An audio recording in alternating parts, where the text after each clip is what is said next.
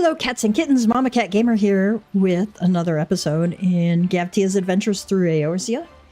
We are in the post-Shadowbringers quests on our way into Endwalker. I don't know if we'll finish the patch quest today and get into Endwalker, but we're starting to get closer. So we're doing the Admiral's Resolve today. I have some quest turn-ins from some normal raids that I had did during the week prior. And we might enter the tower at Paradigm's Breach today to finish that off too, so I can unlock all of the Alliance raids. We're also working on this Mogpendium today. What are my weekly objectives? Alexander the Fist of the Sun. Custom deliveries. Oh, yeah. Yeah, good, because I have some that I want to turn in. And we did the Ultimog challenge over the course of the week. I bought some treasure dungeon maps. You don't have to survive, by the way. You only have to go in and beat on a few monsters inside. And it sinks you down to whatever level it's at. So, and it was the...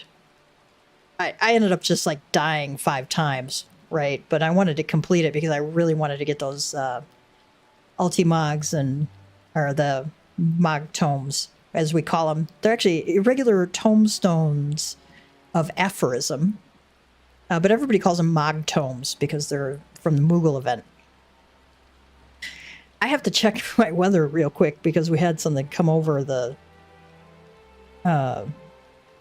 notifications right as I started.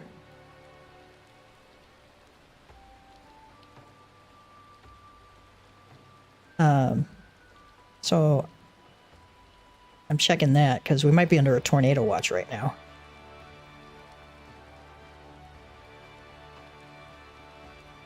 So I apologize for the delay, but I really don't want to be caught flat-footed in the middle of something. Okay.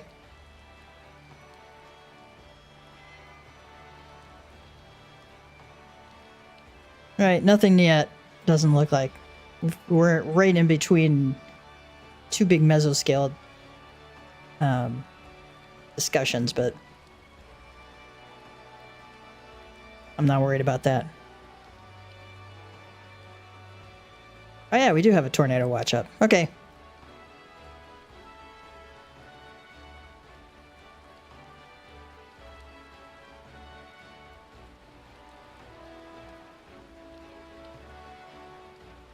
Maybe not. Am I in this thing?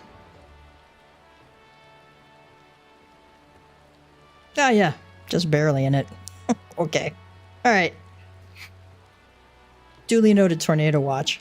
Watches are not warnings, of course, so we don't have to worry about that. So my apologies. Thank you for indulging me as I get everything set up in the middle of, you know, bad weather. So far, things have been behaving nicely.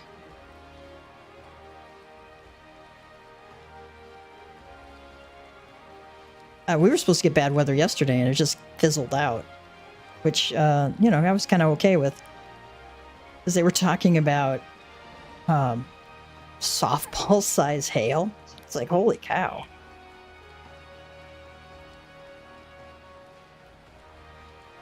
And I went, I don't really want softball-sized hail by my house. Thank you very much. Feel free to ask questions, leave comments. If you're checking out the channel, I just finished 2 videos on combat markers.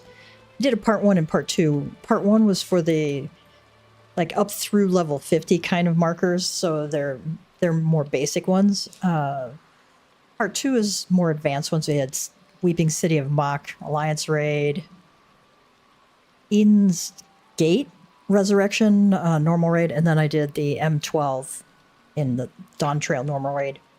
That's just a fun fight to do in general, so I don't mind doing that like many times. And I just, you know, pointed out the markers how you see that. And then I have the UI video, which is how to set up your UI. You know, like, you know, hit Control View, your HUD layout, heads-up display layout. And I went through all that. Big one, target info progress bar. That's your boss cast bar.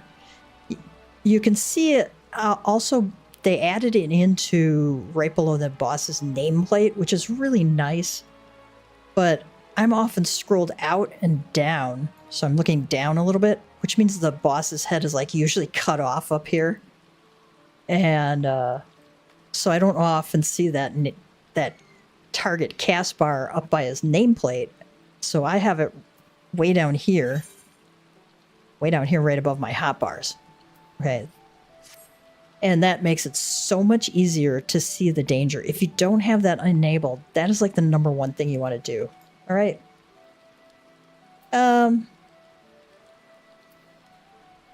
Let's talk to Reen.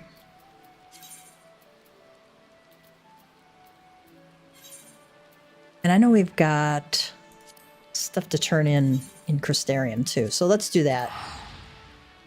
I got the twinning done, and that turn-in is right by the docile gate.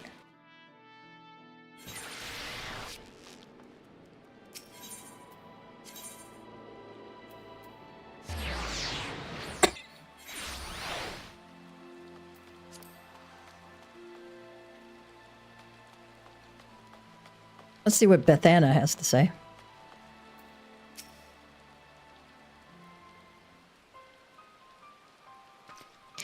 Excellent work. Not only did you reveal the cause of the ethereal fluctuations, you were able to remove the threat entirely. Thanks to you, the researchers have already completed their preliminary observations. Their findings were somewhat surprising. The Crystal Tower appears not to have been created by the Ronkans or any other known civilization. Its origins are veiled in mystery, much like the Exarch and yourself. Forgive me, it is not the time for idle speculation. We have, however, recovered an artifact, and its purpose is unclear. It may even be purely decorative.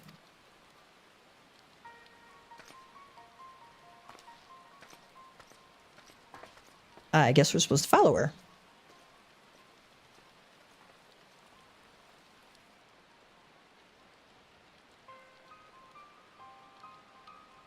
Have you ever encountered anything like this? Oh, yeah. Yeah. We have.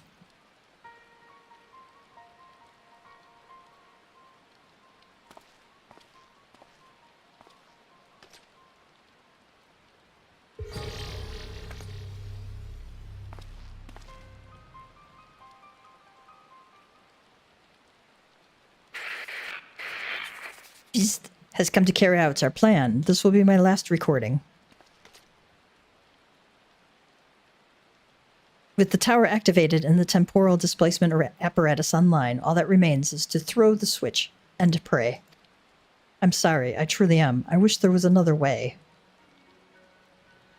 But you are our best chance of success, our only hope. Your gift will allow you to become one with the tower and survive the journey through time and space. Were our technology as advanced as that of the Allagans, perhaps we could have gone with you. Alas, it was not to be. But when you are finally reunited, all of the hardship, all of the sacrifice, will have been worth it, I'm sure. Just promise me you'll spare a thought for those you leave behind, and we'll be thinking of you, too, for as long as this world lasts, though I fear it will not be for much longer. This is Biggs, third of his name, 18th president of Garland Ironworks, signing off. May the 12 be at your side, Grahatia. Zzzt. Aw, that's really cool.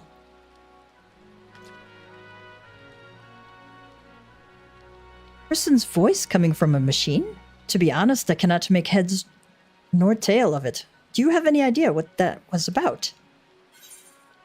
Yes, it made perfect sense, or even if I told you, you wouldn't believe me. Yes, it made perfect sense.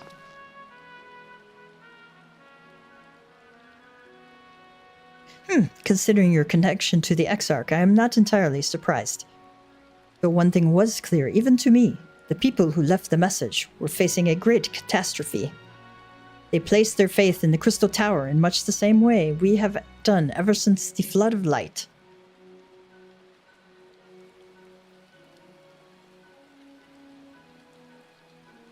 Our prayers for salvation were answered when you and the Exarch returned the night to us and freed us from the terror of the Signatures.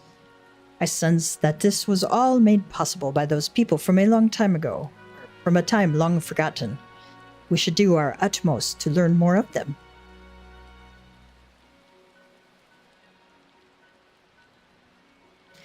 Perhaps the researchers will uncover more of these messages? In any case, you have performed admirably in the service of the Crystarium. We may have need of your strength and guidance in days to come. Until then, fare you well.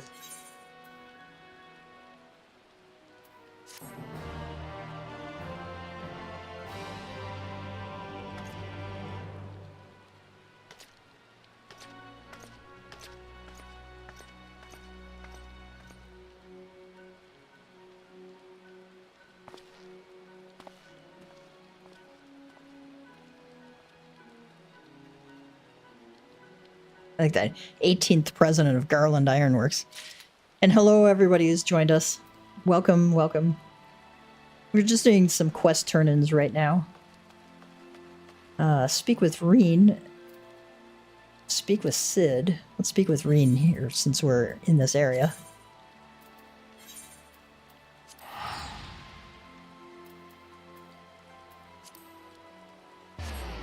That'll unlock our next normal raid.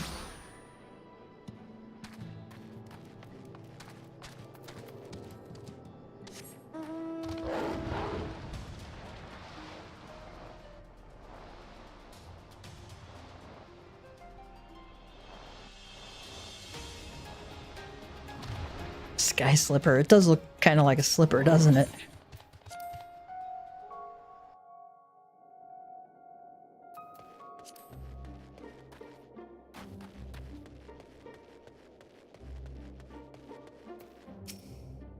Thinkard says, have you finished awakening the water element?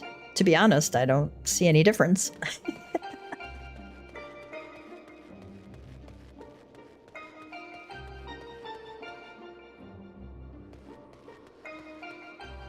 We can't go anywhere else around here.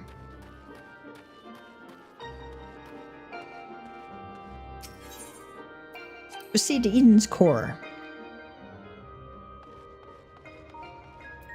What does Eorzea have to say?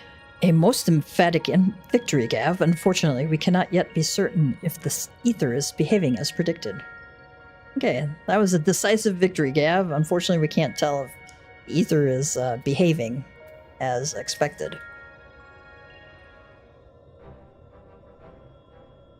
Reen says, that was incredible. Is that what a primal looks like? I think they're all different. Oh, not quite the same then, but why is that? Eorzea says, the Leviathan of the Source was summoned by the Sahagin, to whom he was no less than a god.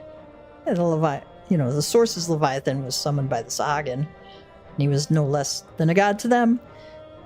Without their faith, the deiform entity that we brought into existence differed on a fundamental level, though it is no less formidable. Okay, without the Sahagin's faith, this godlike creature that we brought into existence differs on a basic level, but it's no less strong.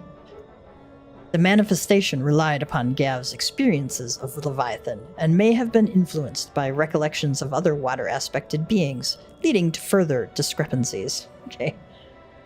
Alright, this primal, relied on Gav's experiences with Leviathan and might have been influenced by memories of other, water-aspected beings, leading to further differences. Memories brought to life. But I still can't tell if our plan actually worked. We'll just have to wait and see, I guess.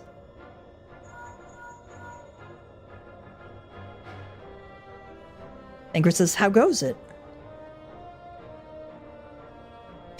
If you've finished slaying your primal, or whatever it is, I suggest you get back here on the double. There's something you ought to see.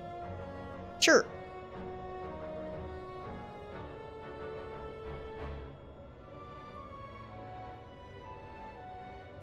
What could that be?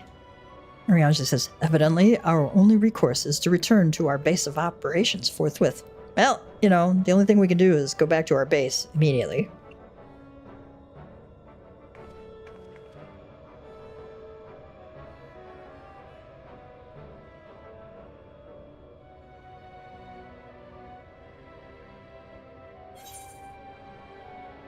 Let's get the crit ones. So about the only ones that might have a chance of selling on the market board. Otherwise, we just vendor trash them because you really don't get used much.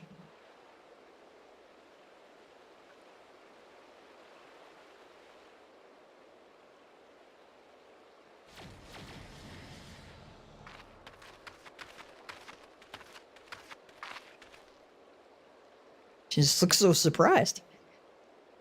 Yeah, look!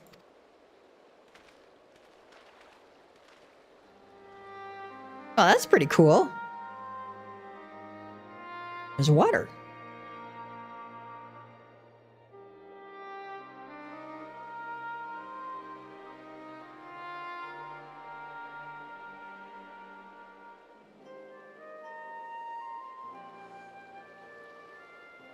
By the 12's good grace, 'tis a marvel to behold, says Eorzea.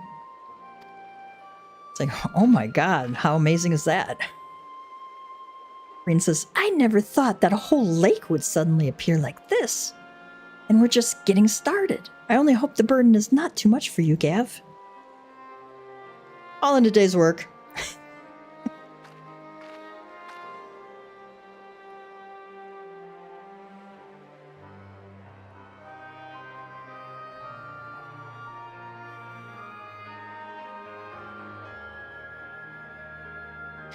Sorry for any yawning. It was like, I woke up ungodly early yesterday and had a very long work day. And by the time I got home, I was like dog tired. All right, Thancred says, you know, when I first heard Eorzea's plan, I didn't know what to expect. And then that enormous crystal appeared and water came gushing forth. And, well, Eorzea says, such a profound transformation. Though the change appeareth to be limited to an area no more than a few malms in diameter. It's like wow, what an amazing change. Although this change appears to be limited to an area that's a few malms in diameter, a few miles in diameter. Reen and Eorzea are considering the next step in the plan to reclaim the empty. I think this proves that the water aspected ether is no longer lying dormant. So, which element should we realign next, Eorzea? I propose Earth. Should we succeed in returning the soil's life-giving energy, the empty shall become capable of supporting the growth of flora. Okay. I suggest Earth. If we succeed in returning, you know, the life energy to the soil, the empty will be able to support, you know, the growth of flora, I guess. Imagine that, forests in the empty. But before we begin, I'd like to know how that girl is doing. Thancred says, still sound asleep. She didn't so much as stir even when I took her helmet off. I thought it might be getting a bit stuffy in there, and I was curious to know what sort of person we're dealing with. She seems surprisingly normal, not at all like your usual void scent. I'd say she's around the same age as you, Reen. Perhaps a little older? Reen says, well, whoever she is, we should let her rest while we concentrate on the task at hand. Thancred says, as much as I'd love to go with you, I'd best stay here in case she wakes up and is feeling less than cooperative. And while I wait here wishing I had something to read, my thoughts will be with you as you fly off to face the next opponent. Must be a strange feeling to bring something into existence through your own willpower only to slay it immediately after. I almost feel sorry for the poor things. All the same, I wish you luck. We feel sorry for them for about, 2 milliseconds. That's it. Reen says, if all goes well, he won't be waiting for long. The sooner we get this over with, the sooner we can see the results.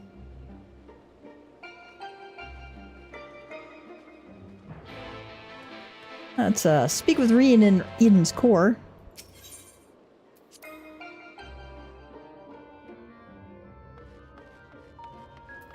talk to Eorzea again. Once more unto the empty, dear friend. That's a play on once more into the breach, my friend. I want to say one of the Henry plays. Thou art prepared, I presume. You're ready, I'm assuming?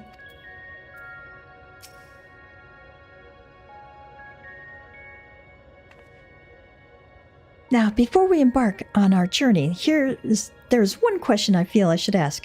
Where are we going? Well, that's not a bad question to ask, actually. Eorzea says, I would suggest a certain region that lieth east of Norvrant, which was once home to the great Mount Atlas. And for the Earth-aspected primal we wish to invoke, what could be a more fitting choice than Titan? Reen says, I don't think I've ever heard of that one. What's it like? It's a big rock.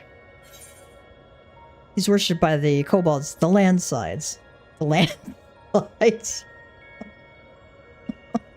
Oh, I felt so bad. I was doing the video for my Combat Markers 1, and there was some new folks in that Titan fight. And the poor healer got hit with a landslide and got completely bounced off of the platform, fell to her death. I felt so bad for her. The landslides. The landslides. It seems like you had a rather traumatic experience. It's okay. Trauma is our middle name. But if our last battle is anything to go by, this one will be different from the Titan that Gav remembers, yes? Eorzea says, aye, 'twould be wise to consider the two as entirely separate beings. Okay, the two are completely different. As such, thou must needs conceive new stratagems, if thou art to triumph in the battle to come. So, okay, you gotta come up with new tactics if you're going to win against this one. Past experience will avail thee naught, I fear. Okay, you won't be able to depend on past experience, I'm sorry to say. Alright, Gav. Once we're ready, we'll be on our way. Or once you're ready, we'll be on our way.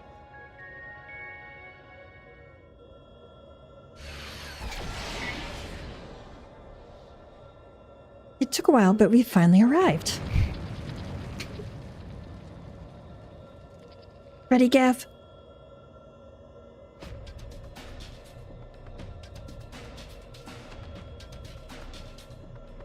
Memories of Titan come tumbling back.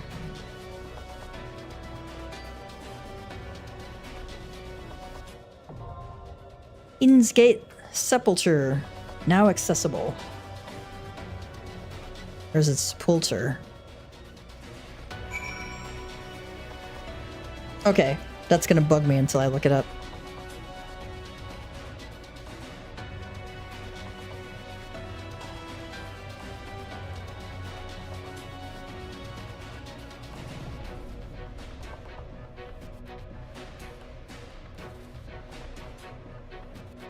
Ah. Sepulture.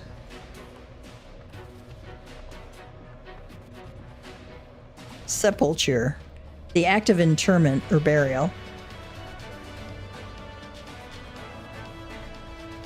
Your vocabulary for today, because Eorzea is never enough. Alright. We've unlocked that, so that's good. Let's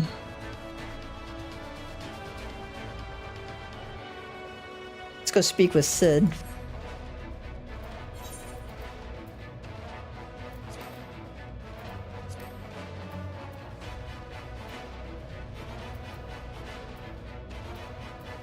Oh, I can't leave from here, that's right.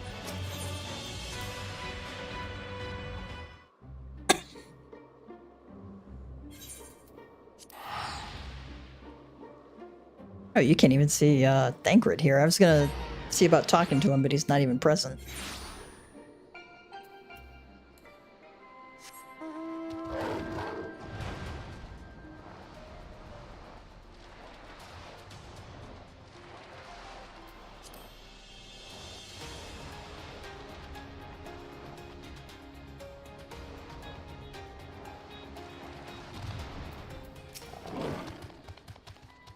Good evening to you, sir. Will you be descending into the yawn? Yes.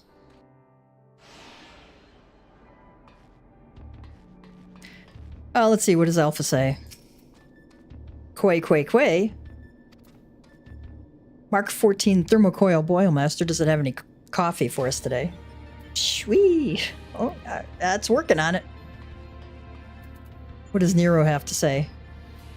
I'll wager the Spirit was less than thrilled at being beaten at its own game. I must say, these field tests are fast becoming my favorite part of this whole experience. I'll bet the Spirit was not thrilled to be beaten at his own game, and I have to say these field tests are becoming my favorite part of the whole experience. Nero is almost as verbose as Eorzea. Sorry, guys. Welcome back, Gav. I was on the edge of my stool watching you attempt to paint whilst fighting, but you soon seemed to get the hang of it. I'm glad our makeshift solution worked as intended.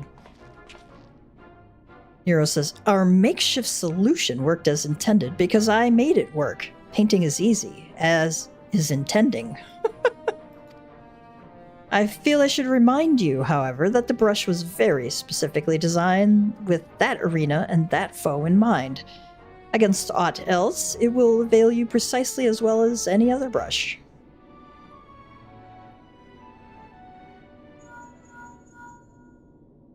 Sid says, one moment. Aye, this is Garland. That's great news, and what? Oh, they did? Did they? Understood, we'll meet them out there.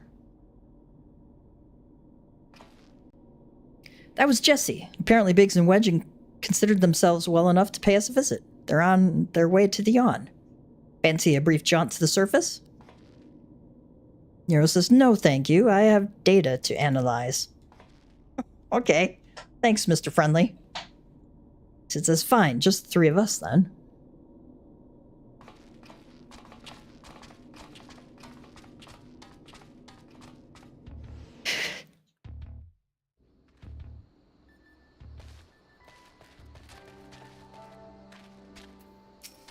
Sid says, look at the two of you up and about already. You gave us quite a stare. A scare. Stare. Gave us quite a stare. Gav, did you come out just to see us? Yep. Quay.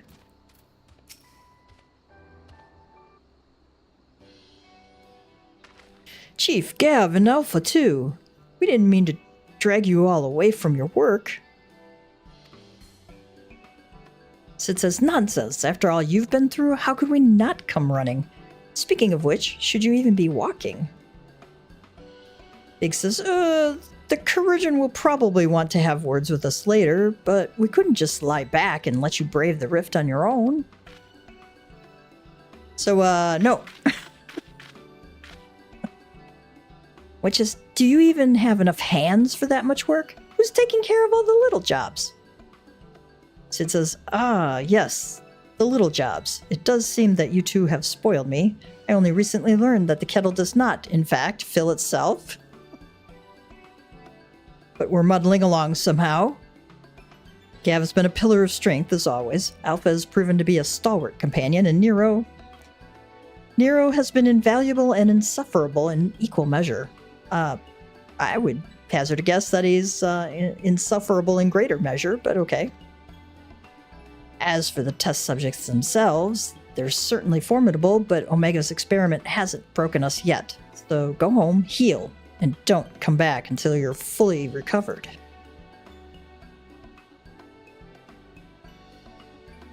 Big says, it's good to hear that everything's going well, but you call us the moment anything goes wrong. We'll be out here in a wink, even if we have to crawl. Wedge says, listen to me, Alpha. That uniform you're wearing makes you an official employee of Garland Ironworks.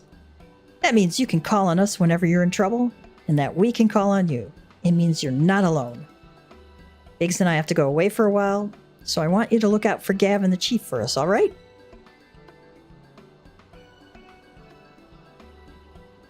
Aw. Alpha says, Quay! Alpha's cute.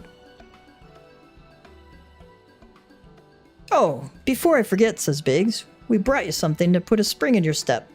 can't find Omega's creations on field rations alone.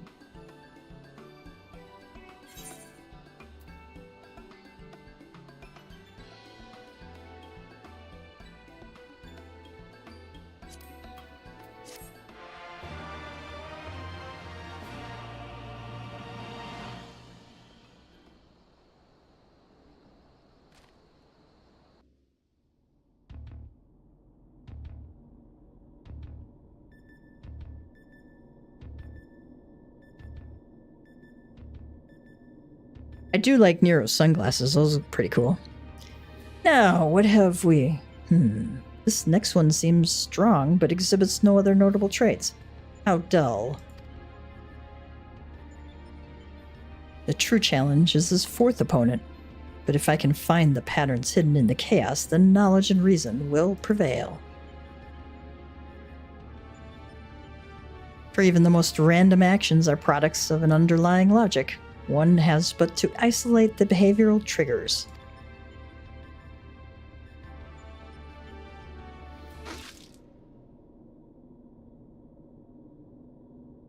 Ugh. Tastes like salt water. Why would...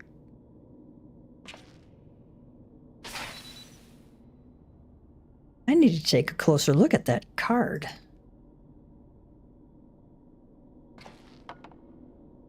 Oh, saltwater coffee? That would be nasty.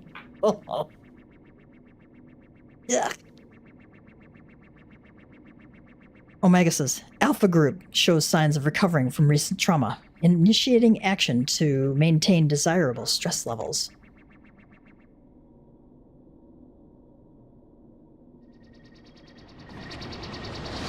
Uh-oh.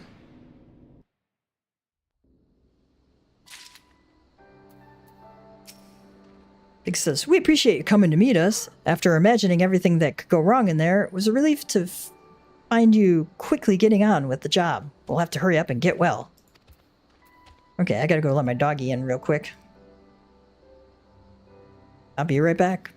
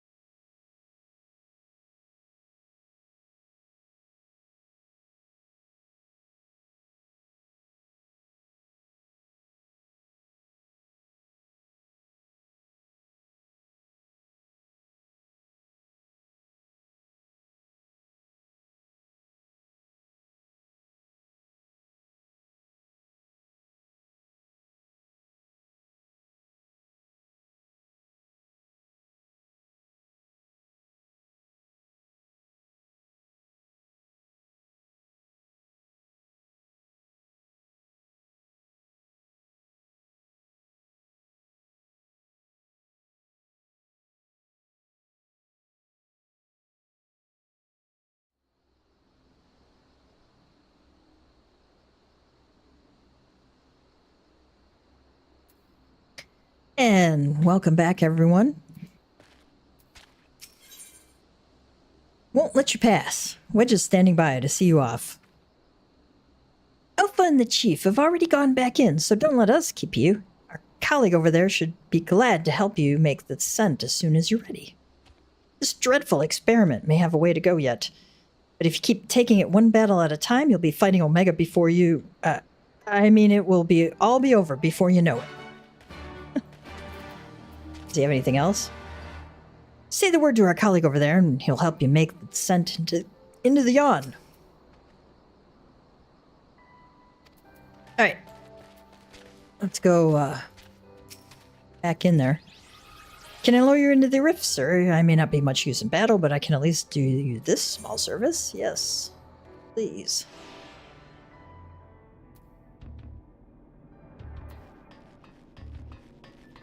Huh. Euro looks like semi-okay. Alright. It says, thank you for joining me up here, Gav. I know it meant a lot to Biggs and Wedge. Let's try that again. Thank you for joining me up there, Gav. I know it meant a lot to Biggs and Wedge.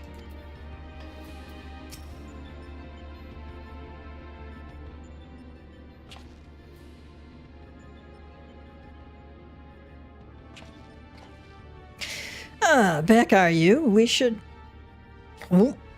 return to the task at hand. Is everything all right, Nero? You look a bit green around the gills. The kettle was full of salt water. Not the best stuff to brew coffee with, it turns out. Really? Well, it wasn't my doing. Nero says, of course not. That would involve you filling it. Ugh. The water came from Alpha, created by one of those cards of his. It was very thoughtful of him to make the effort, but next time I'd prefer a beverage that didn't leave me feeling ill. In any case, you can handle support for this third battle on your own. I want to begin preparations for the fourth. Sid says, fair enough. Right, Gav. Your next foe is known simply as the Guardian, unlike that ordeal with Chatternook. This battle promises to be relatively straightforward. Courage and steel should be enough to win you the day. Okay. Does Nero have anything else? Just leave me be. I'm having enough trouble concentrating as it is. The file I found on the Guardian says it was a weapon employed in the defense of an empire's capital city. That should give you some idea of the extent of its capabilities. Well, thanks for making me feel better there. Alright, talk to Alpha. Quay? Alpha seems concerned about Nero, but otherwise eager to proceed. You may enter Sigmascape 3.0 whenever you are ready. Okay. Alright, we unlocked it.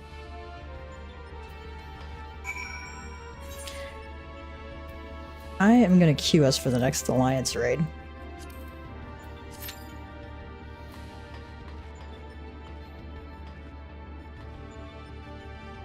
To get out of here.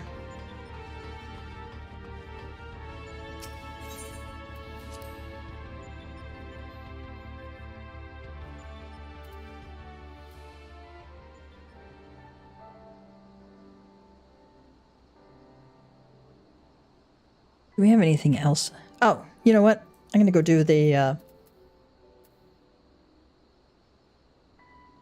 turn-ins for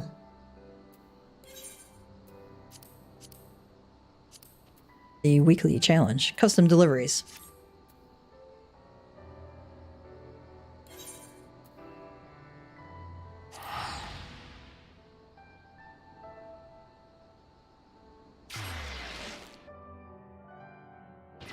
Because we've got to do that for Kaishir anyway. So we'll make 6 airship fittings. We're gonna go zip over to Yulmore.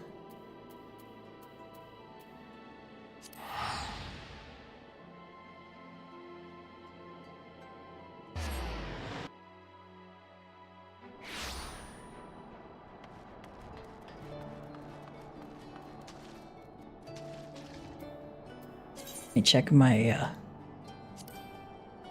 oh, I've got 4,000 crafter script. Okay. Oh, that's right. I can't spend them yet. Ugh.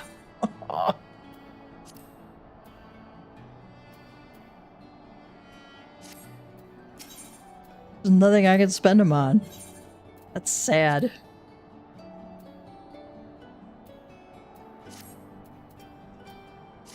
I'll have them like capped at 4,000 until we get through or 2 Dawn Trail. Maybe, I think we have to get to Solution 9, quite possibly.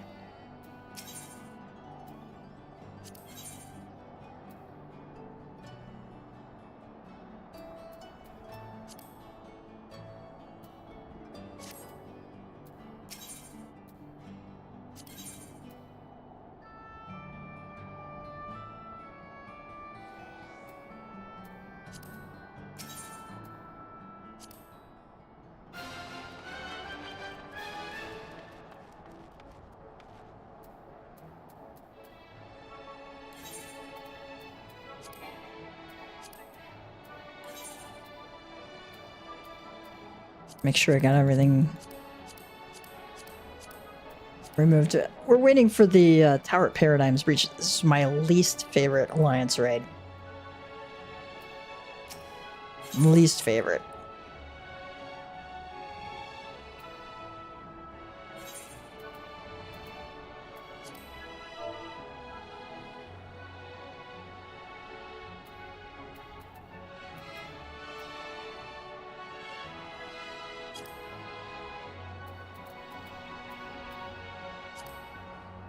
Okay, we need 6 of these. All right.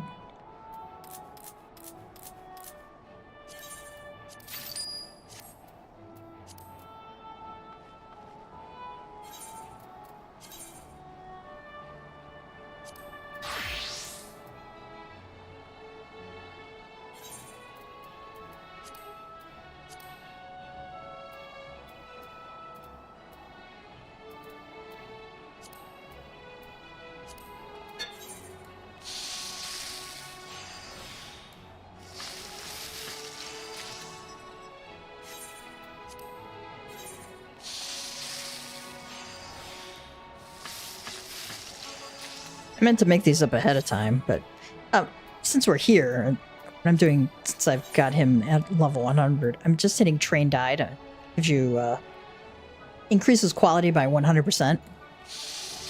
You can only do that on the first step, like muscle memory and reflect are only available.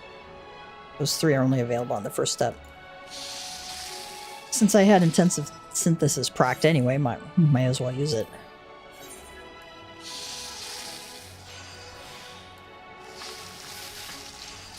And then I use groundwork. Increases progress at greater cost durability, but, you know, efficiency 360%, so success rate 100%, so that's nice.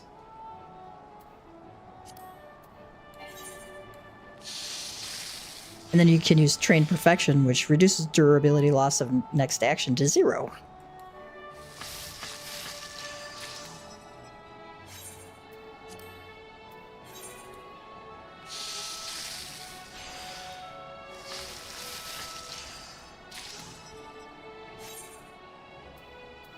I think we got them all made. Okay.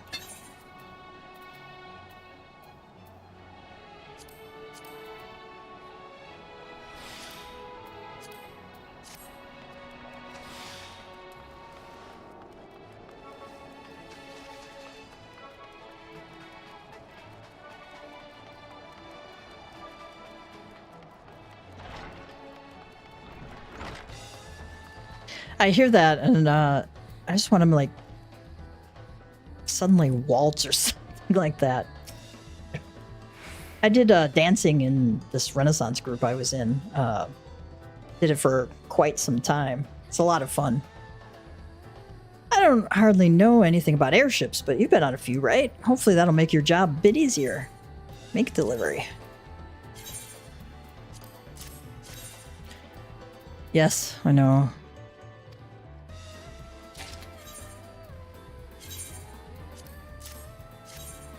Can't get my orange scripts. Wow. Well, I managed to get a lot of the basic materials from Venmont Yards. You're the only one I know who can put together the trickier things on Colden's list. I won't pretend I know much about airships, but I do know quality when I see it. This looks pretty damn good to me. Hello, everyone who joined.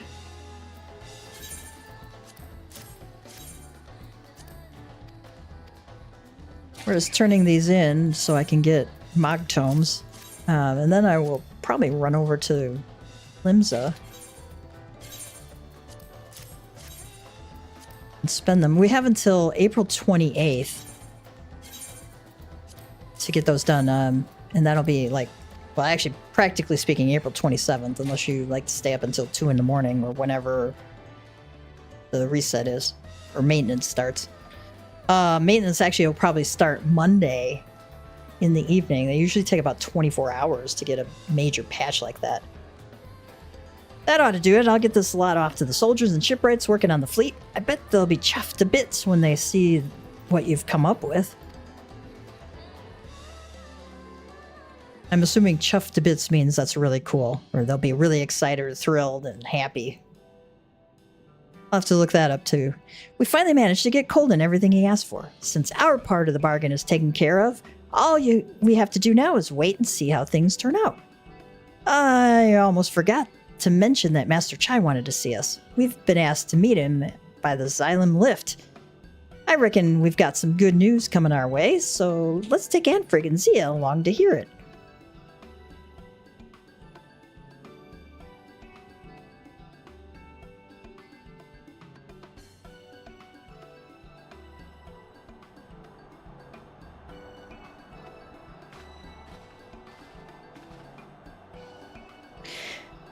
Thank you for coming on such short notice. Anfrig says, what an honor it is to be joined by not only the Queen Bee himself, but the enchanting Mistress Moen. We were enjoying one of our promenades when we chanced upon Master Chai, who graciously invited us to accompany him. I'm lucky I ran into you, as I've neglected to invite you from the outset. After all, with the fortunes of your respective businesses becoming so closely tied to those of Eorzea, this affects you more than most. Kaishir, your efforts have finally borne fruit. Kaishir says, in other words, we can now commence airship flights to and from the Crystarium. Our newly repurposed fleet stands at the ready. As a matter of fact, preparations are now underway for our very first voyage. Kaishir's going, yeah! We did it! Now the beehive will be absolutely swimming with visitors.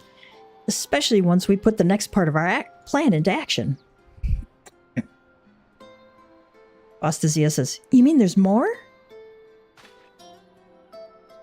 Of course there is. We're not going to wait for them to arrive to tell them about the beehive. I'm looking into advertising in the Crystarium. Once they hear about the high-class entertainment and affordable food and drink we have on offer, they'll be racing to get on those airships.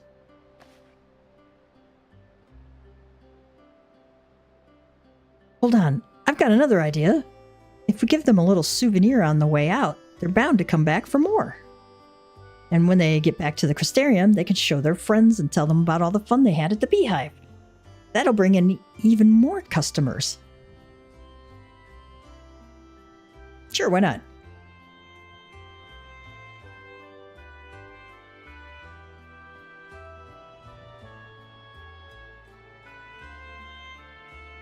My word, that's brilliant. Maybe this is my sentiments exactly. Hiring him on the spot was something of a gamble, but my faith has been repaid manifold.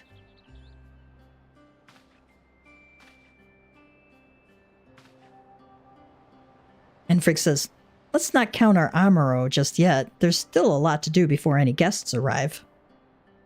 Ostazia says, until then, we dancers will be working on some brand new routines. We'll show them such a good time they'll never want to leave. I never imagined that entertainment would be the key to turning around our fortunes, but here we are. I see great things ahead for you, Kaishir. Though it is often said the proof is in the pudding, I have every confidence you will see this through to its natural and successful conclusion. Yeah. Thumbs up, man. Thumbs up.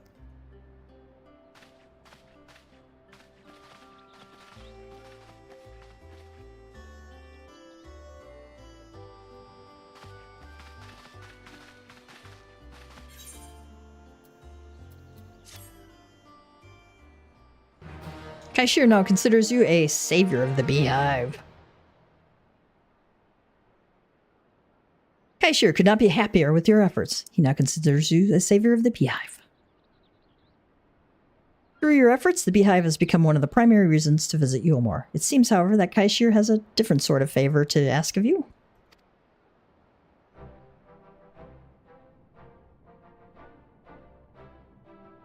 Blimey, did you hear what Master Chai was saying? I gotta tell you, it feels good having a man like him singing your praises. By the sounds of it, you're no stranger to that yourself.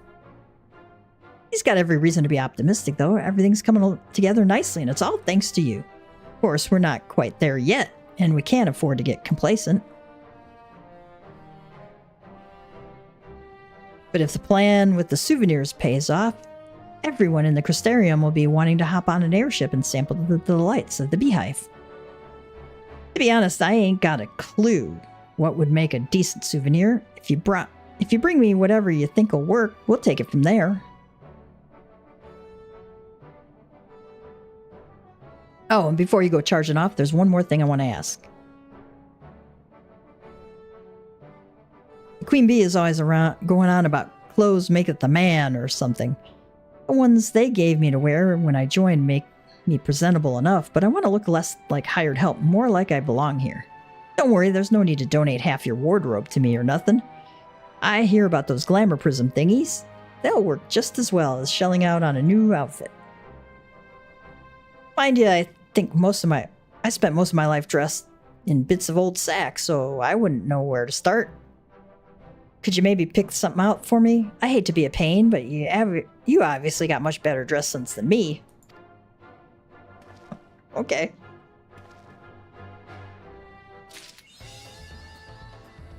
Future requests will be selected at random from all those you have seen thus far, with the list refreshed once a week Earth time. You may review the items currently in demand at any time by speaking with Kaishir and selecting Make a Delivery. Note that Beehive Souvenirs, Collusion Miscellany, and Collusion King Crabs will earn you particularly handsome rewards. Whenever they make an appearance, the effort to procure them will be worth your while. Furthermore, Kaishir's appearance may now be altered through the use of glamours. A new quest is available from Anfrig in the Beehive. Completion of this quest will allow airship travel between Yulmore and the Crystarium. Ooh, nice. Although I quick travel, so kind of 6 1/2 does the other. I knew I was right to ask you for help. You really got an eye for quality and skill to match. Still, I expect we'll both be kept busy in the days to come. Yep. You've delivered the weekly maximum of 6 items to Kaishir. You may begin making deliveries again starting Tuesday at 3 a.m. Earth time. Alright. Elapsed time, 15:11. Average wait time more than 30 minutes. Okay. What does Anfrig have for me? A ship on his shoulder. He might be tempted to put down his cocktail shaker for a change if you were to engage him in conversation. Glad you saved me the trouble of tracking you down. There's a bit of news I've been asked to share with you. One of the refitted airships is about to embark on the very first commercial flight to the Crystarium, and you've been invited to join them as a passenger of honor. Considering everything you contributed to the cause, it's only fitting. When you're ready to board, speak with Larabird and that gaudily dressed twit over by the Asylum lift. Be warned, though, he usually has an expression so sour he could curdle milk at 20 paces.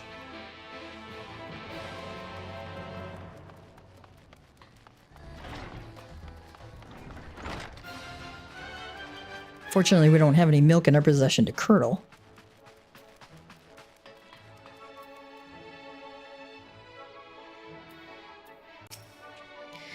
Here to board the airship, are you? Are you one of those sweat-stained soldiers, or a shipbuilder with nothing better to do than spend all day hammering nails so fervently as to give the impression they have personally wronged you? Which is it?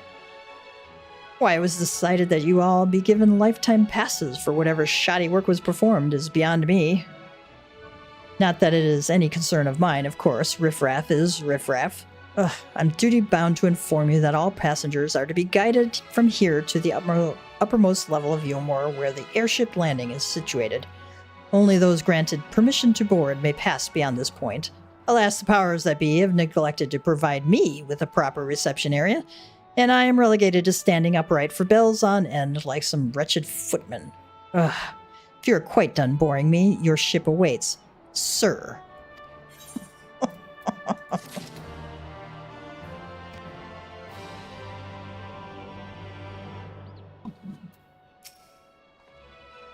Here to ride the ship to the Crystarium, are you? The quicker you are out of my sight, the better. So I will make the necessary arrangements. How nice of him. Alright.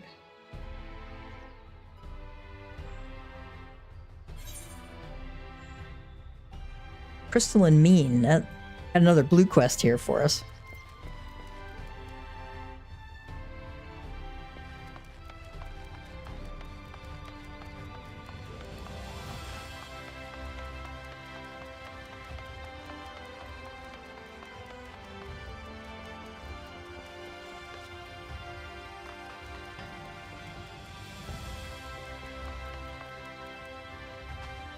And we've unlocked the leaves of Crystarium. Okay. Catless! The work of the crystalline mean is never done, and Catless is ever on the lookout for skilled hands. You look like you've got skills for the sort we need. Would you be interested in putting them to use at the mean? Sure. Wonderful. We can never have enough hands to do all the work that wants doing. Help you get started. I'll give you an overview of our operations. Just let me know when you have a moment.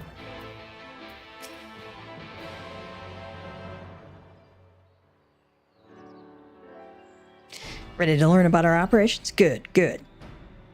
So, as I may have already told you, the Crystal Mean is a center for the procurement and production of those items that make city life possible. From daily necessities to military provisions, we deal in just about everything. Storehouse and workshop rolled into one, we are.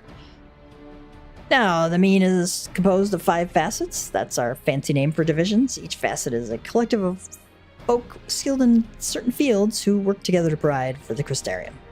Firstly, there's the facet of forging. As you can probably glean from the name, its members are experts in metalworking. The woman you see there is Iola, the proprietress of the Iron Bellows. I'm told she's been sorely pressed for help lately. Next, we have the facet of crafting, which brings together artisans who work with leather, cloth, and wood. Among them, there's even a lass who specializes in the restoration of artwork and traditional handicrafts. She doesn't appear to be present at the moment, though. Moving on, we have the facet of nourishing, whose mission is to ensure that our denizens are fed and healthy, and I speak not only of people. Ethric here is the resident veterinarian, and he's charged with looking after our trusty Amaro. Then there's the facet of gathering, formed of miners and botanists who procure resources all across Norvrant. Overseeing the group is Keshi Ray, a knowledgeable, if eccentric woman. If you have an inquiring mind like her, though, I dare say you'll get along. And last but not least, to the facet of fishing. Aside from reeling in the bounty of the realm's waters, members who also cultivate marine life, Ethric there speaks for the gathering, and whatever folk may say of his leadership, none can doubt his skills and knowledge as a fisher. And that's 5 facets of the Crystalline Mean under the direction of the Settlement Council. Each does its part to ensure the survival of the Crystarium. Well, that's the idea. At any rate, the reality is most facet members are individuals with individual interests. They're often busy with their own endeavors, can't always make a meaningful contribution to the common cause. What this means is the Mean suffers from a chronic shortage of hands, and every facet is always looking to bolster its roster with new talent. I encourage you to make yourself known to whichever one is a fit for your skills.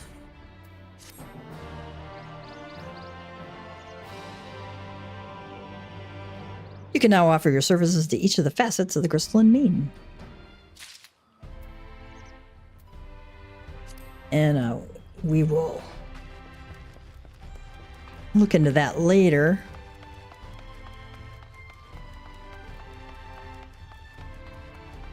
See what they have to say at the Lev meet. Tradesman, eh? You've that look about you. Interested in putting those skills to use, of yours to use, undertaking a Lev or two? It's all above board, all handled under the auspices of the Crystal Exarch. Worry not. We process and dole out a mountain of Levs every day.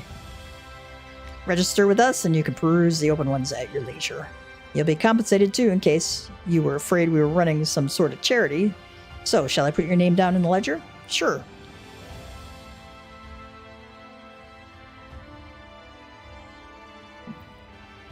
Right then, Gavtia, was it? Let me just finish filling out this remaining bit of paperwork and then you'll be all set. Leaves, Lev. I can't help saying Lev because of the French background. You may now undertake Crystarium leaves by speaking with Eriker. Probably Iriker.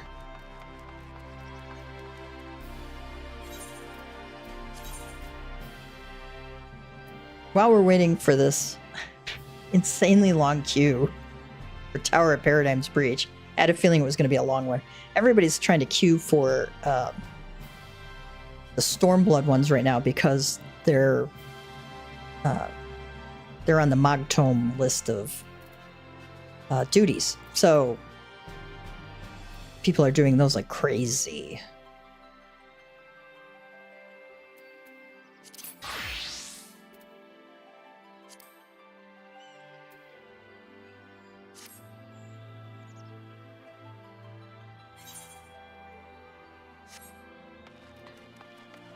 You know what? I think I'm gonna... There's a vendor here.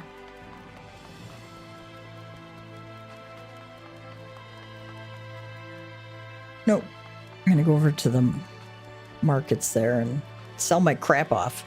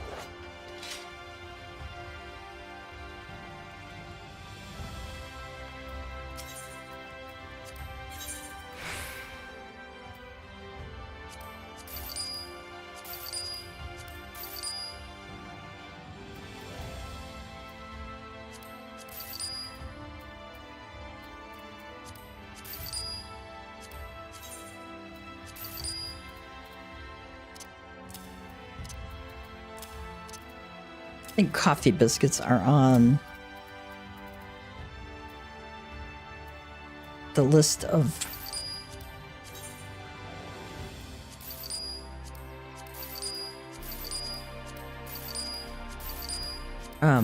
turn-ins for people who are leveling their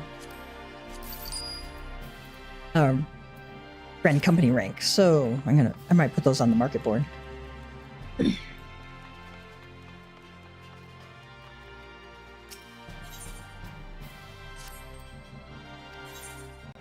I'm gonna get a space open up.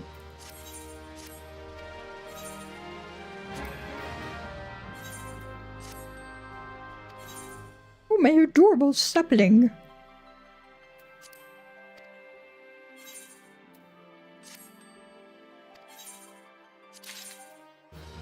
Cluster lamp. Artificial crystal formation produces a gentle glow, certain to give heart to longtime adventurers. Ah.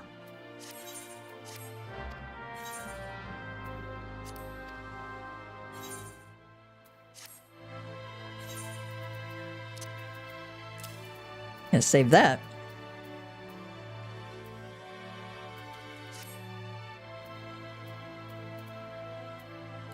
Let's go back to Limza.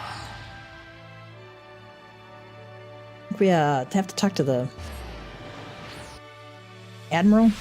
Where are we in the queue? We don't even have a spot in the queue yet. Okay. Speak with Elf, you know.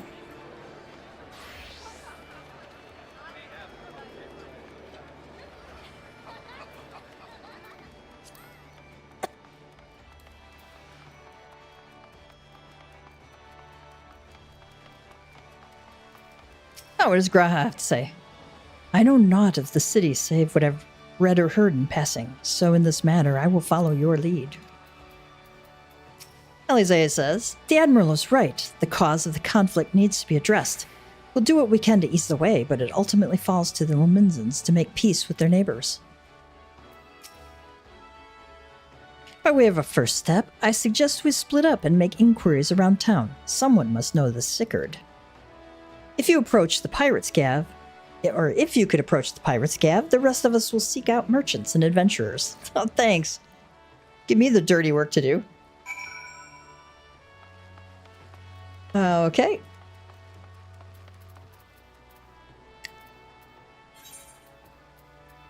The pirates are on the upper deck, so we'll go up to the aft castle.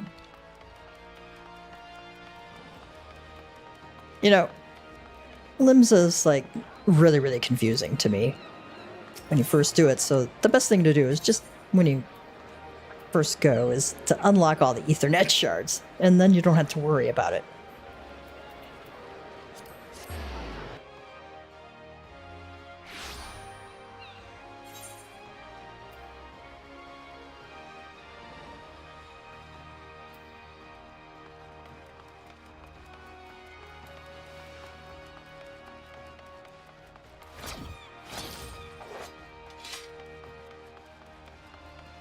The Missing Member is the name of this place. And it's owned by a bunch of women. And I guarantee you, member does not refer to an individual.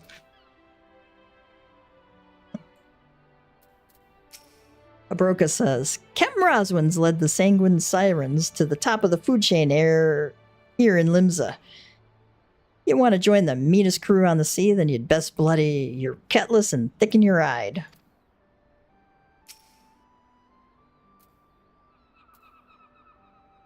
Now, if I can target Roswin, that'd be great. Okay. You want to know about Sickard? He's a wily bugger is what he is. Found some clever way to make coin, they say, and traded it for Moonskate's place at old Hillfire's side. Or Hillfire's side? Yeah, Hillfire's. Like Hellfire. There was a time we raced the Executioners for our pick of the Empire's fleet, but the Garleans are gone and them days with them. Owing to which we all of us had to look for other ways to make ends meet, and with that jumped up bilge rat Sickard landing the juiciest, whatever it may be. Not that we sirens are struggling, mind. We do well enough guarding fishing boats from the fishbacks and other beasties. Get the first pick of the produce for our trouble, see? Quality stuff at a bargain price. This we pass to our sisters as can't sail on account of getting old or wounded or with child, and they cook it up and sell it for a pretty profit. Simple. Oh, I miss the old ways, don't get me wrong, but when I see the girls with their little ones, I think to myself, a life of peace and quiet ain't all bad. She have anything else for us? If you hear how that scrawny whelp's making that much coin, you tell me, all right, I'll make it worth your while.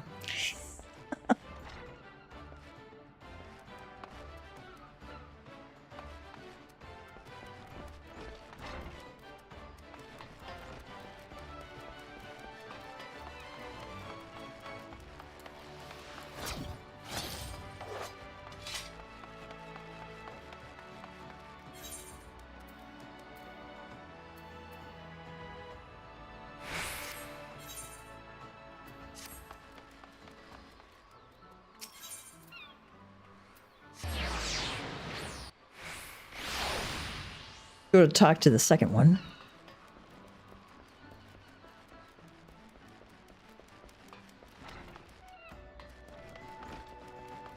Carvelane. Business with the captain. I need 16 bags of the root by sunrise. Judd says most folks think of Limbs and Lemons as a city of pirates. But a new era has ushered in a new breed of buccaneer. Are you interested in hearing more? Sure. What do you do here? I'm General Aid and Mercantile Assistant to Carvelane, the captain of the Kraken's Arms. The Kraken's Arms, in case you are not aware, constitute one of the three great pirate powers to be found in Limsa. Captain Carvelane himself is proficient in reading not only the currents of the ocean, but also in predicting an era's ebb and flow. Calamity and the destruction that followed forced many a pirate into early retirement, but not our captain. He seized the fluttering reins of the spice trade and amassed a veritable fortune. It's my hope to learn at the foot of this master and one day become his indispensable right-hand man. Tell me about Limsa's pirates. The city-state of Limsa is originally founded by the Sea Wolves. Aye, that most piratical of people hailing from the seas to the north. The nation rose from humble beginnings, building itself up into one of the six great cities of Eorzea. And how was that accomplished, you might ask? Why, on a treasury filled by a folk that never relinquished its penchant for looting and pillaging. Although Limsa's population grew larger and ever more diverse as immigrants drifted in from across the seas, piracy remained the mainstay of its industry. Thus did the city became known as a haven for brigands and bandits of all kinds. Tell me about the Admiral's pirate initiatives. As citadel of scoundrels, Limsa was held in low regard by the other cities of the realm. And while such perspectives may have proven irrelevant in former ages when conflict between the nations was commonplace, this new era demanded that Eorzeans band together or perish. Thus it was that Admiral Merylvib outlawed piracy and put out a call for all citizens of Limsa, pirate or not, to present a unified front. to their enemies. A pact known as the Galadian Accord was signed, and the nation went to war against the Empire. As a part of this agreement, the three great pirate powers, the Bloody Executioners, the Sanguine Sirens, and the Kraken's Arms, were issued leave to raid the vessels of the Garleans. Okay. Miss Carvalane, curious about Sickard, are you? As am I, my friend, as am I. Sadly, I know nothing of the man, save that the Bloody Executioners experienced a marked improvement in their fortunes just after his promotion. Quite how he achieved this is a matter of some debate. As you know, the thalassocracy permits us to attack only Garlean vessels, yet these have all but vanished from the seas since the Empire turned in on itself. In order to adapt, we Krakens have taken to trading with the East, but the Executioners are less forward-looking. I cannot imagine they would willingly abandon the old ways. So how then? Are they lining their coffers?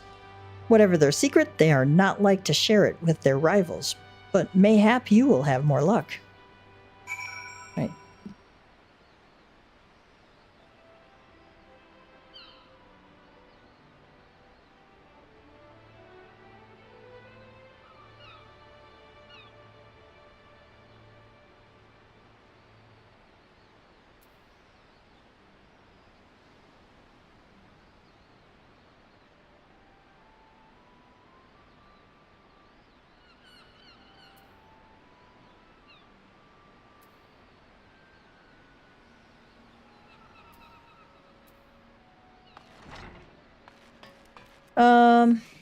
I'm like the only person in queue for this alliance raid, so we'll continue on with the MSQ.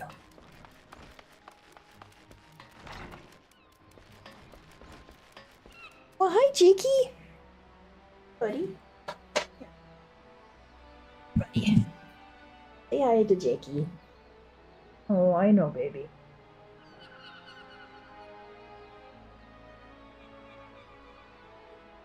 Jakey's getting old, guys. He says, I want down. I don't want to be up here. Are you keeping up? Are you keeping up? I wanted everybody to see him. He needs his old man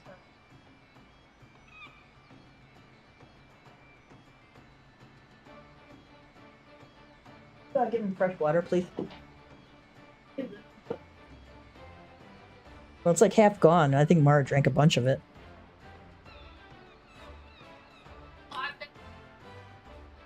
You been what? Waters. You've been drinking the water. You know, it's fresher out of the tap than the dog's bowl, right? I asked my daughter to fill the water dish for the pets. She says, I just filled it this morning. I said, well, it's, you know, it's like half empty. She says, well, I've been drinking it.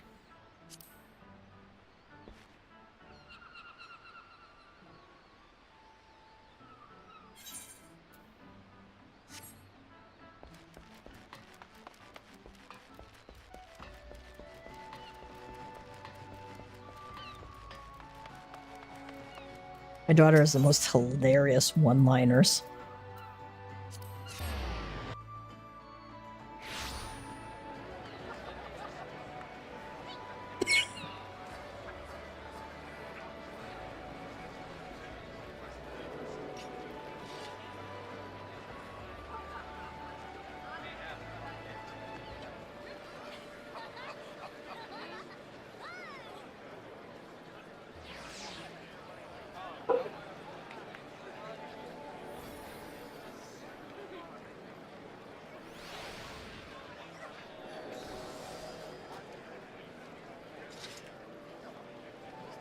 All right.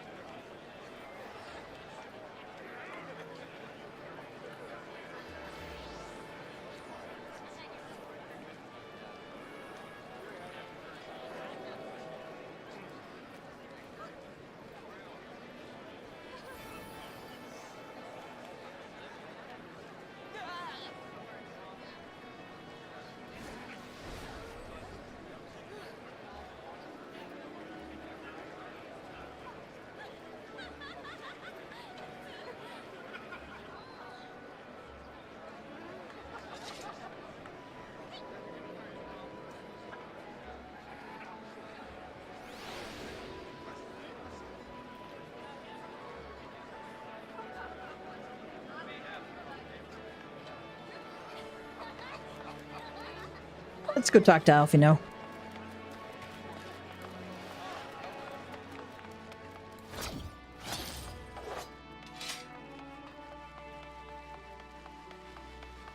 Oh, what do the other folks have to say? Walking through the city, one would never suspect this was until recently a bastion of piracy. The Admiral is to be commended for overseeing so swift a transformation. Elise says, as I went about making my inquiries, I chanced upon a shop that boasted a rather enticing selection of sweetmeats. Perhaps we could take Gabu and Graha there one day? That'd be cool. I see everyone has returned. Now, who'd like to go first? Hi, Muriel.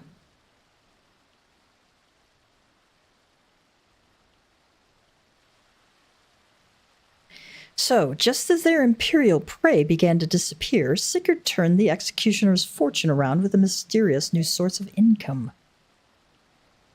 Elise says, whatever it is, it's nothing to scoff at. According to a tavern keeper I spoke to, the crew has been indulging themselves as never before, but no amount of drink seems to loosen their tongues as to how they were coming by their coin.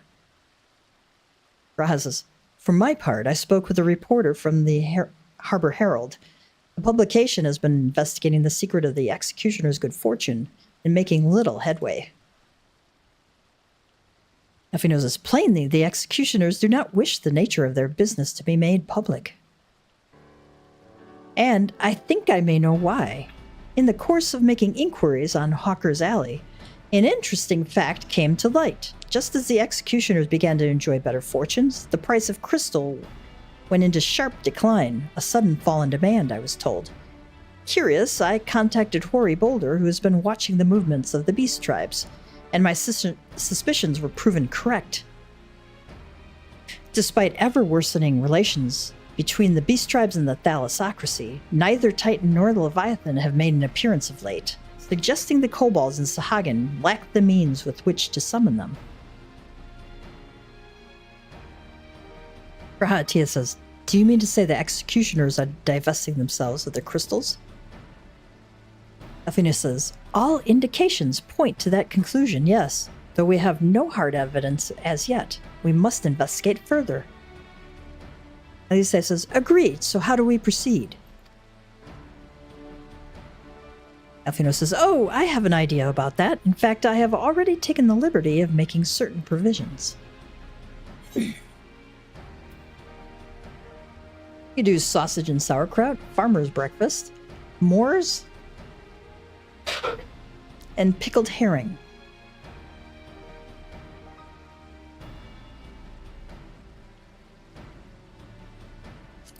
We'll just take the elegant silver pieces.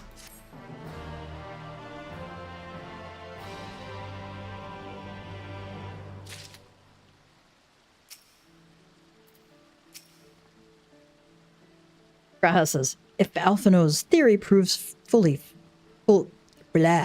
Alphino's theory, let me start that over. Graha says, if Alphino's theory proves well-founded, it would go some way to explaining the executioner's vehement opposition to peace. Alize says, do you remember how Alphino pretended to be some manner of merchant to infiltrate Yulmore?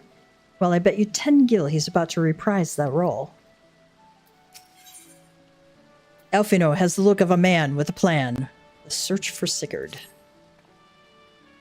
During my inquiries, a disgruntled merchant informed me that a wholesaler of crystals had recently arrived in Limsa Laminza, offering wares at prices far undercutting the competition.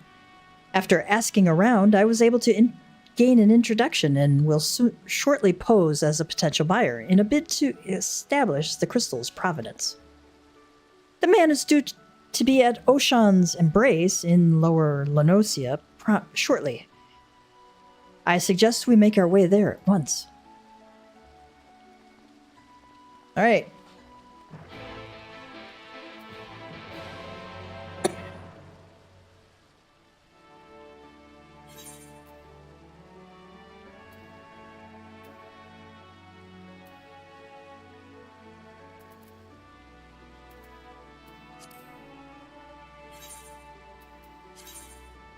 All right. I was thinking of unlocking another job because I'm just about done with Summoner, which means I'm almost done with Scholar too. And for melee DPS, I still have Pugilist and Rogue. Phys range DPS, I have Machinist and Dancer, and Magic ranged. I have Thaumaturge, Red Mage, Pictomancer, and Blue Mage. Not Blue Mage is a limited job. I probably won't worry about that. I'm ignoring the healers. I don't play healers. And then I still need to work on Warriors some more. But I'm probably going to do that through Trust Dungeons because I don't really know Tank well enough to be able to do it at higher levels, and I'd rather get the experience doing the Trust Dungeons or doing it with duty support. So I may leave that up to a poll that y'all can vote on to see which one I unlock next, just for yucks and grins. So let's see, we need to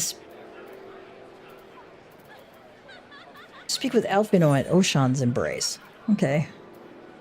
Go to the Moraby Dry Docks.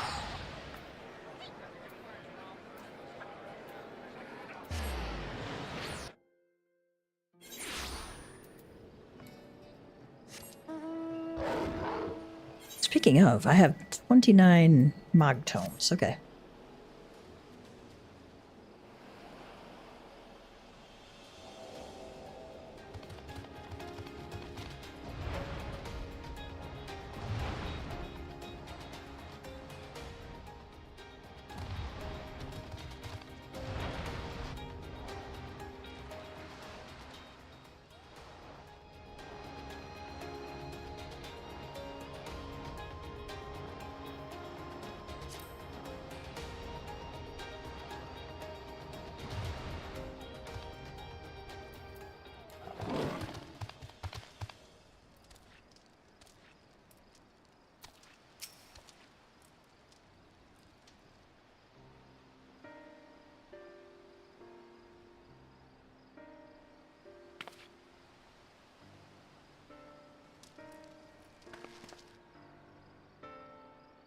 He just says, that appears to be our merchant. Wish me luck. Graha says, wait, if he truly is in league with the bloody executioners, he will surely be wary of those allied to the Admiral. The Scions not least of all. Compared to yours and Gav's, mine is an unfamiliar face. Let me play the role of buyer. Elise says, Graha's right, and even if you aren't recognized on sight, you look too genteel to be mixing with society's underbelly. Like, Graha looks like even worse, right? Genteel?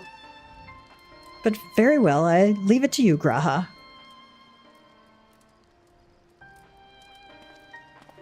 He does look slightly more scruffy, but not by much.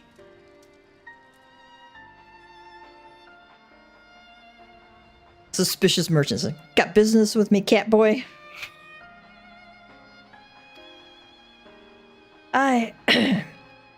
You're the crystal wholesaler. He's like this shit-eating grin on his face. Merchant says, that I am, but you're no merchant, so what do you want the crystals for?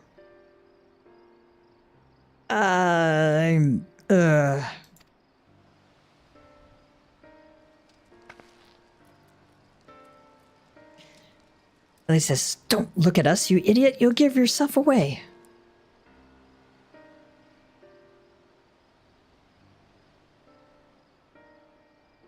Oh, I see. You're a weaponsmith, am I right? You need crystals to make staffs like that fine specimen you've got there?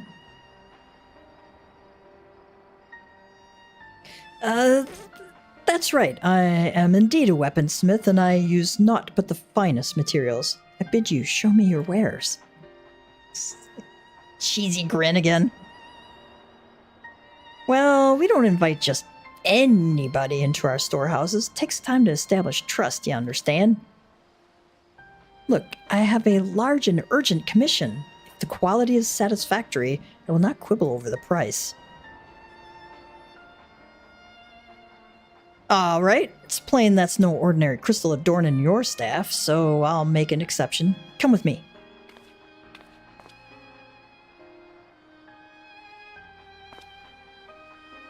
Yeah. Thumbs up.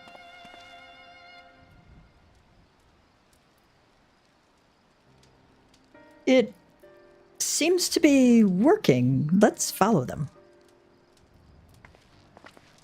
Probably not working, but, you know, you never know.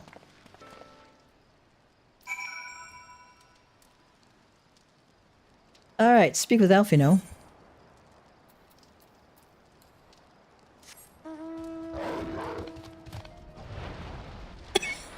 Oop.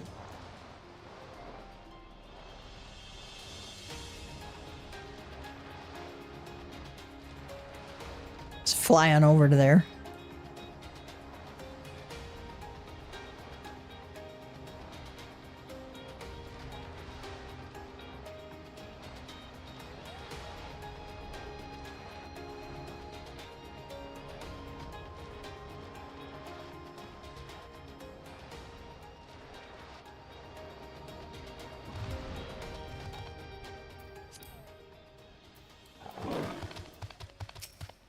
Eorzea says, given how long he spent playing the Crystal Exarch, you'd think Graha would be a better actor. Honestly, if it hadn't been for that staff, we must remember to thank Tataru.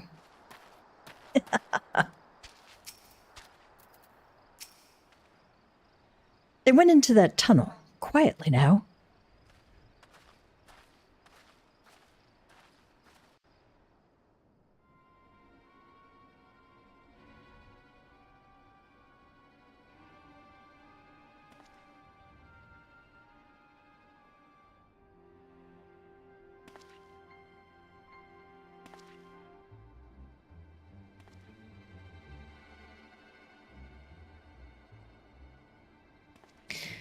You won't find any finer, especially not for the price.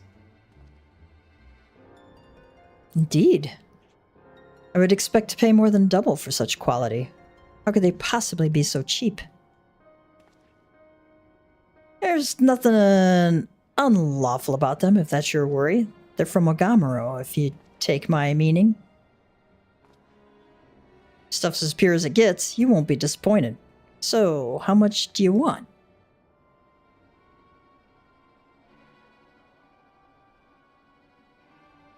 Lots and lots of it.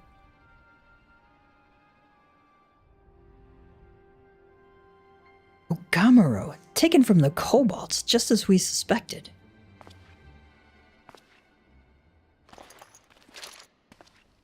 That's enough. Shut your gobs and turn around. Slowly.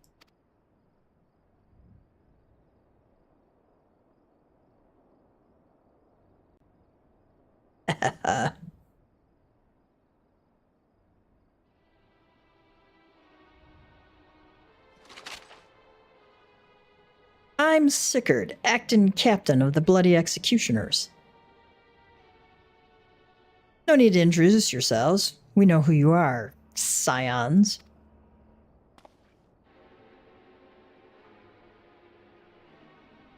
And we also know you've been chatting to the Admiral. Got eyes and ears everywhere, you see.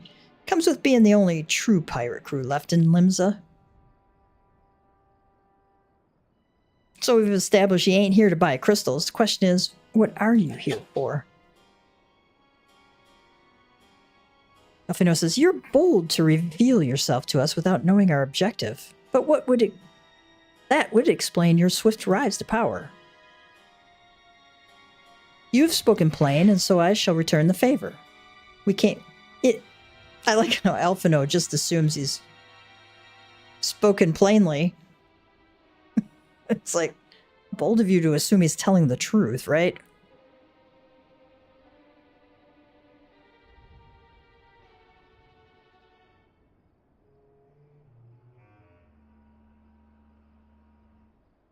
Like my mic is like trying to tip on me. It's weird. We had somebody come in and he installed fiber internet for us today, which is great, but he might have bumped my mic stand. I'll have to fix it when we get done here. Yeah, but, you know, bold of him to assume that... Uh-oh.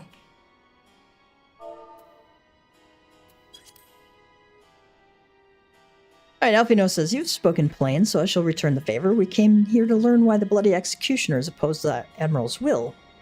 And we have our answer. Should Limsa Lominsa make peace with the kobolds, you would lose the source of your newfound wealth. Sigurd said, that's right. Just to remind you, though, we ain't breaking any rules here. The law forbids us from attacking any vessel not flying the Imperial flag, but it don't say nothing about beastmen. Only reason we keep our operation nice and quiet's because we don't want no one taking our business. Wait, just listen to the end, will you? For what it's worth, I have the highest respect for you and yours. Him, especially. While the Maelstrom were worrying about dirtying their fancy red clobber, you lot stormed New Gamero and battered bleeding Titan himself. Raised a mug to you when I heard the news. And now we're following in your footsteps, making sure the beastmen never summon their stinking gods again. Practically your successors, we are. When there were still Imperial ships about, we did our bit for Limsa and went after them. But with the Garleans gone, there's no one left to ply our trade on except the beastmen. So let us have that, eh? It's only fair. Graha says, contentious though some may find your views, it is true that you have broken no laws. That being so, I see no reason why you should not state your case plainly or directly to the Admiral's face. Unless the acting captain of the only true pirate crew left in Limsa Lominsa has some other cause to hide in a cave. Well said indeed.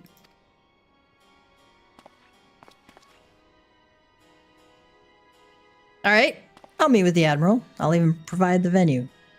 The Astalicia. Trust she won't turn down the invitation.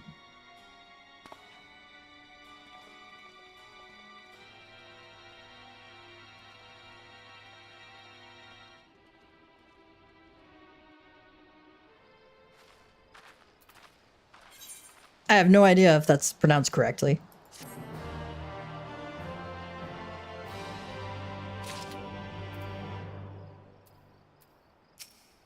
Graha says, though I have some passing knowledge of prior events, I am yet ill-qualified to meddle in Lominsan affairs. 'Twas not my place to argue with Sigurd, much as I would have liked to.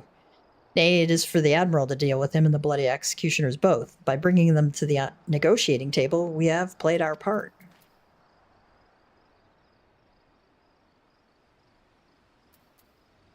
Alize says, I don't know about you, but it was all I could do to stop myself punching Sigurd in the smirking face whenever he opened his mouth. Oh, Alize, I love you. It's just... So she would be of all the scions, she'd be the one most likely to use percussive maintenance on anything. All right, on rough seas, Alfino is keen to report back to the Admiral. I thought myself the hunter, but it turns out I was the prey. A timely reminder that the pirate powers of Limsa Lominsa are not to be trifled with. But all is well that ends well. Graha Tia's timely provocation had the desired effect, and Sigurd has agreed to a meeting. Let us hurry back to Limsa Lominsa and pass on his invitation to the Admiral.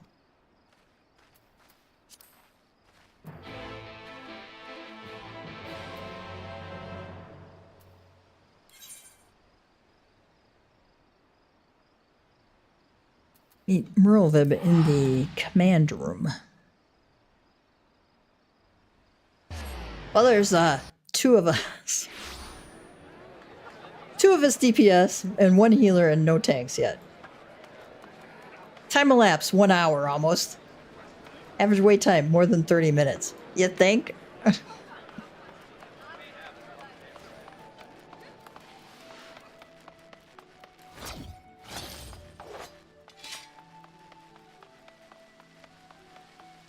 Xanthael is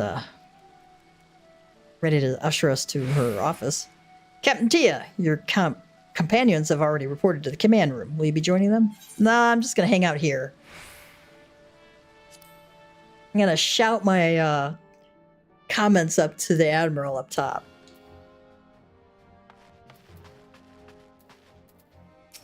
Einzar says, There you are. We've eagerly waited your return. Albino says, Sigurd does not want for confidence, that much is plain, but I have faith in the Admiral. She has dealt with far worse. Alice says, the Astalicia is the very last place for such a meeting. The Admiral will be marching right into the Curl's den. Ugh. I hope we don't end up regretting this. But you don't mind fighting? Raha says, while we have no assurances Sigurd will be amenable to reason, there can be no compromise without discussion. Rovib says, welcome back, my friends. What news? Let me fill you in on what Sigurd wants. So, they have been stealing crystals from the kobolds. My thanks for solving the mystery and securing a meeting besides. Suffice to say, I accept Sigurd's invitation, and I would have you join me as my guests. The future of Limsa hangs upon the outcome of this meeting, and I would have the scions present to bear witness.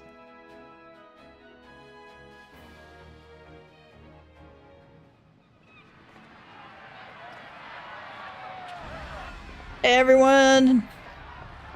Hey, Misty. Yes, that near raid does suck. Here's Sigurd.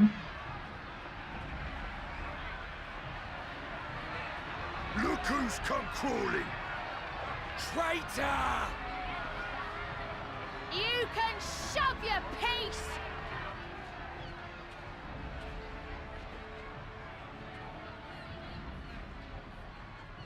Welcome aboard, Admiral.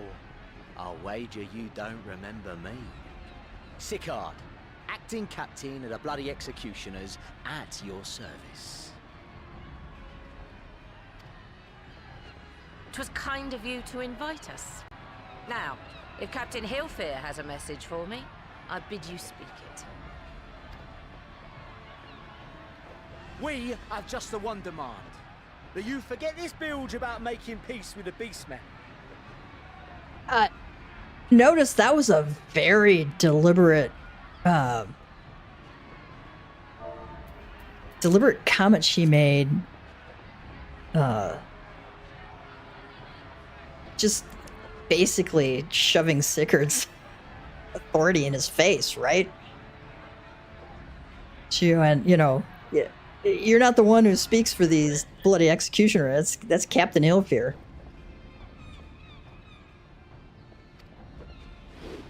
Ours is a nation of pirates. Always has been, always will be. Deny us our right to plunder, and you deny who we are. Too bloody right! Pirates till we die! What we want, we take!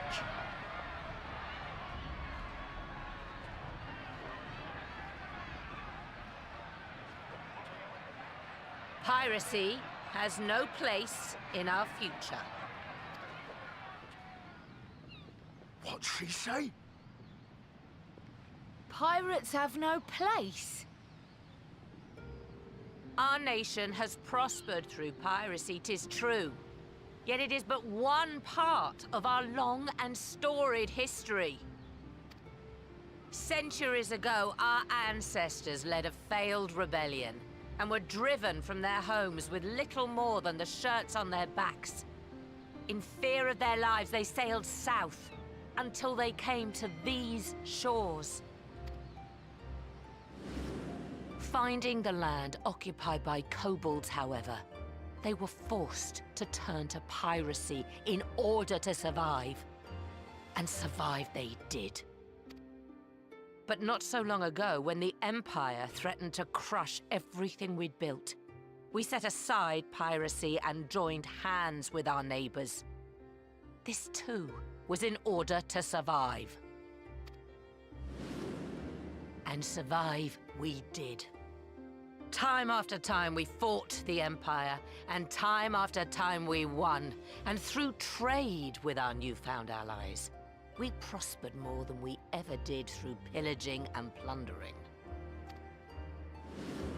The Empire teeters on the brink of collapse.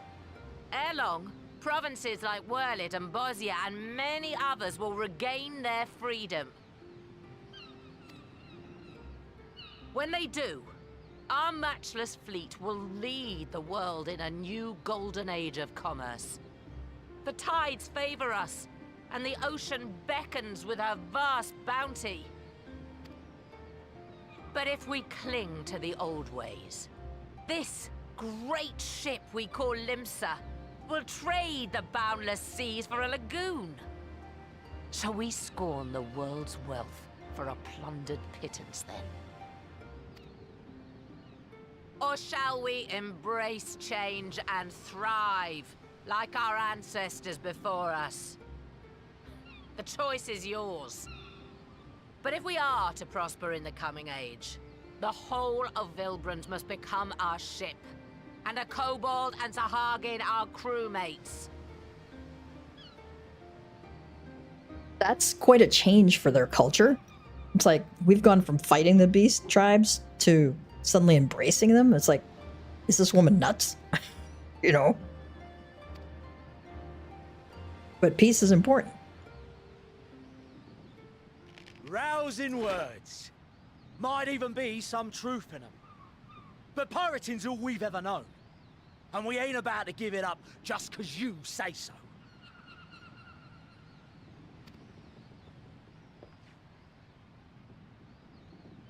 Still, we're all Laminsons here and no one wants a war.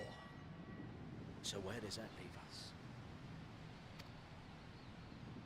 Long before you became Admiral, I heard you was captain of the League of Lost Bastards. That true?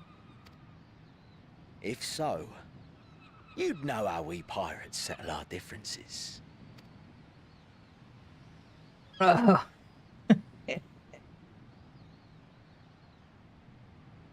A duel. Her exo knows exactly what was involved. Very well. As Admiral of Limsa Laminsa, I accept your challenge.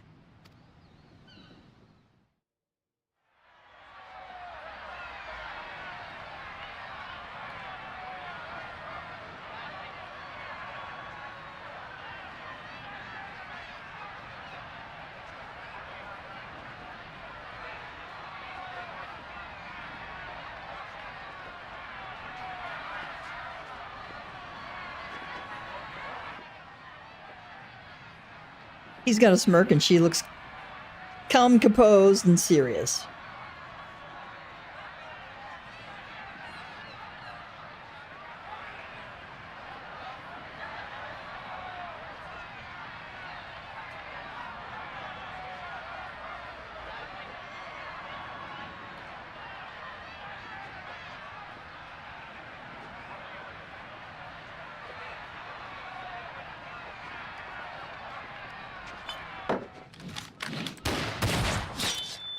Oh, what a shot.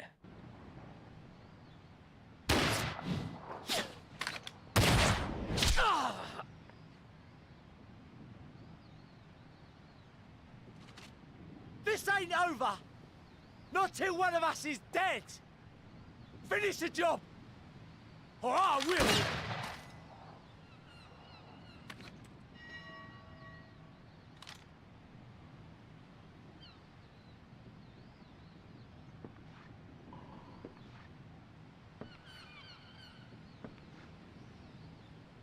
It's the captain! Captain Ilfir!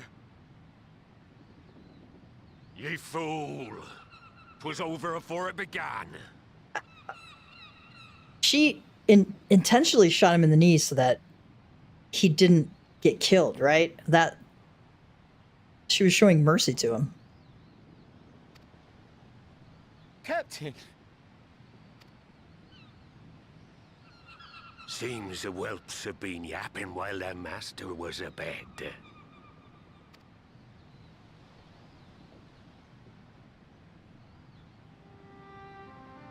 Listen well, all of ye. Since the signing of the Galadian Accord, we all of us have been part of the same crew. The crew of the good ship Limsa Laminsa. At the helm of that ship is the Admiral. And 'tis she who decides where we sail. Was I not clear on that point? Or did you forget whose deck you stand on? Nay? Then what in the seven hells are you playing at?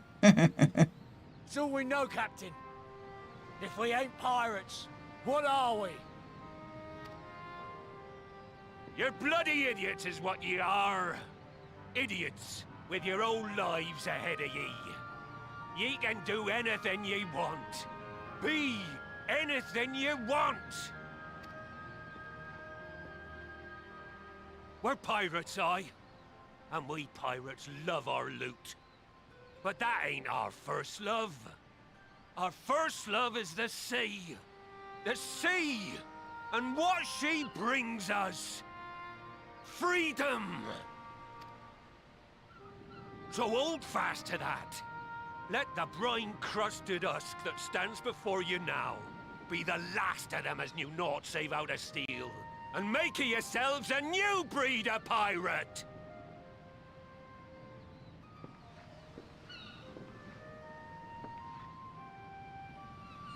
Lad, I made ye me right hand 'cause I saw something in ye. And I still do. You have the makings of a captain. All you lack's the belief.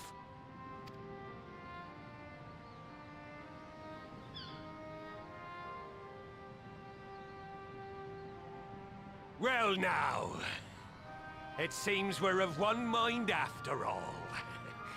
Apologies for the misunderstanding, Admiral. We're with ye, wherever ye be headed.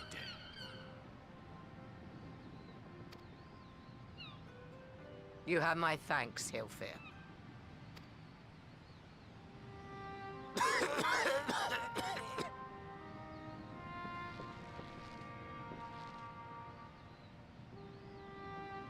Your choice of dueling pistol did not escape my notice.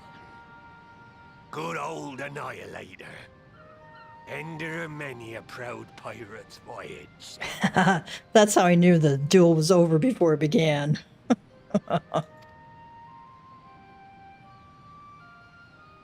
Mistbeard's vanished into legend, and it won't be long before I take my rest in the depths.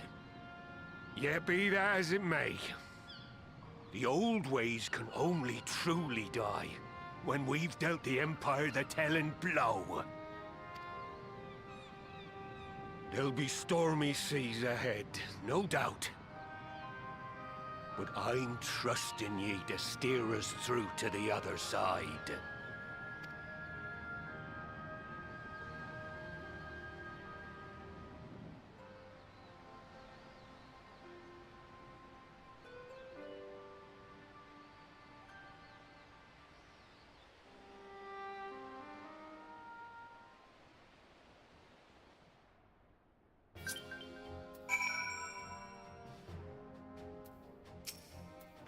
Raha says, there are times when one must stand one's ground, even if the cost of failure is beyond reckoning. The Admiral did just that, and I have nothing but respect for her. As she continues to steer her nation through this period of transition, I pray the Navigator will see fit to fill her sails. Alfino says, when the discussion gave way to a duel, I feared what might unfold. Yet only a fool would underestimate the Admiral, as Sigurd soon discovered. Eorzea says, while I don't condone what Sigurd has been doing, I know how difficult it is, or it can be, to change course. It took me long enough to join the Scions, didn't it? Yes, it did, Eorzea. Like Mistbeard before him, Hilfir chose to trust the future of our nation to the Admiral. That was the moment, I believe, that the good ship Limbs and Laminza finally embarked upon her new course. Merlvib says, though I had anticipated a duel, I did not foresee that Hilfir would intervene. But full glad am I that he did. 'Twould have been a shame to kill the boy. Instead, the whelp has learned a valuable lesson, and we have made peace amongst ourselves. All that remains is to do likewise with our neighbors.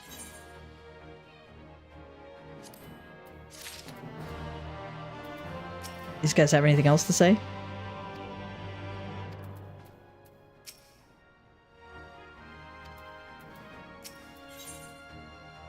The great ship Vilbrand. For the first time in a long time, Merlvib's course is clear.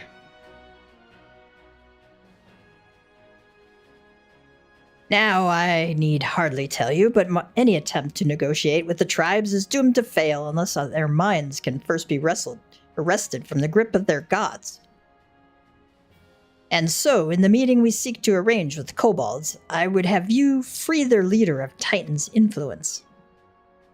Eorzea says, leave it to us. We will open his ears to reason. You have my thanks. Ere we proceed, there is something you should know. Some 50 years passed, when the Sahagins swarmed at our hulls in ever greater numbers. Limsa entered into a covenant with the kobolds. Ooh. Alphino says, to men shall go the bounty of the sea, to kobolds shall go the bounty of the land. An ostensibly equitable arrangement, conspicuously lacking in detail.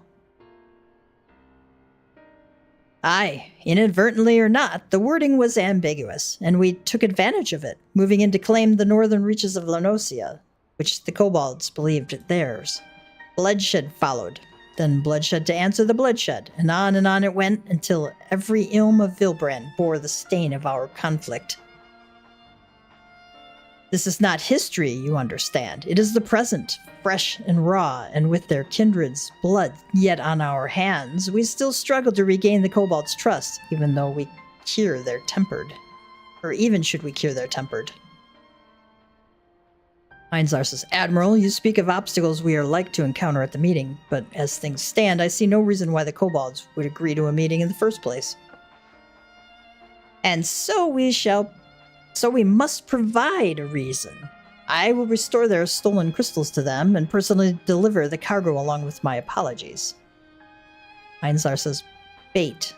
They would welcome us into their midst, not to speak of peace, but to have you at their mercy. Aye, and given the wealth of crystals we will bring, I'll wager they will attempt to summon Titan there and then. Eorzea is going, is this a good plan? Maybe not a good idea.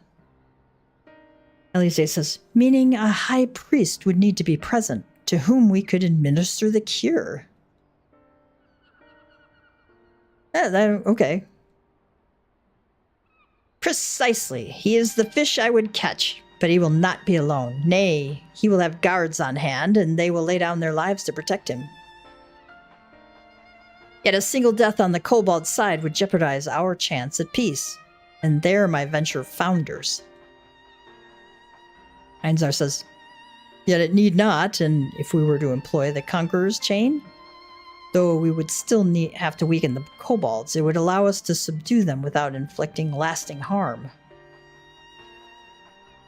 Merlvib says, the artifact Mistbeard used to take goods and not life? Aye, that would serve. Well done, Marshal. I know a guy. So, friends, what think you of our strategy? Raha says, the effects of tempering are cumulative, and we may safely assume that the High Priest's exposure to primal influence is extensive. It will therefore take a great deal of ether to reverse its effects, not to mention time. Alphino says, time during which Eorzea would be defenseless. Even should we all look to her protection, I'm not convinced we could keep an entire army of kobolds at bay. Eorzea says, well, I'm happy to take that risk. It's not as if we have any other choice. I know a guy. Eorzea says, besides, it's what Tesleen would do, and had I not followed her example, we wouldn't have even have a cure for tempering, much less a chance to bring peace to Vilbrand. So, I'm going to cure their priest or die trying. That's very Eorzea. I believe in you, Eorzea. Or there must be another way. I believe in you, Eorzea.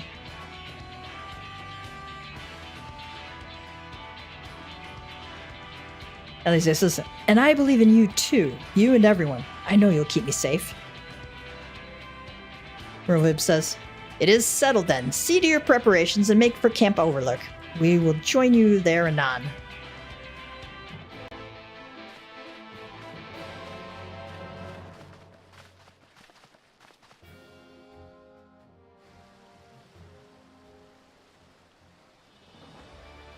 All right.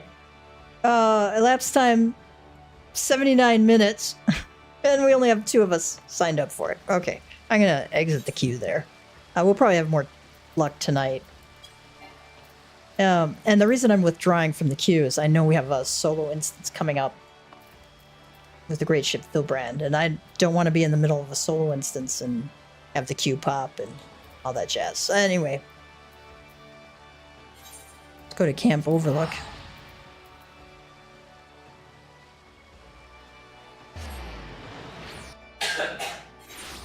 Yeah. Yeah. I know a guy. That comes from my husband who's playing this female dwarf who runs the circus in our D&D campaign. And anytime we need to like come up with something unusual or some information, the leader of this troop says, I know a guy. All right, Graha says, be under no misapprehension. The extent of the High Priest's tempering is like to far exceed that of Gabu. But then his was a relatively mild case. Milder, indeed, than the majority of those we wish to save. The coming mission will be a truer test of our treatment. Elfino says, I have no doubt that Eorzea will succeed with the cure, but if we can but afford her the time.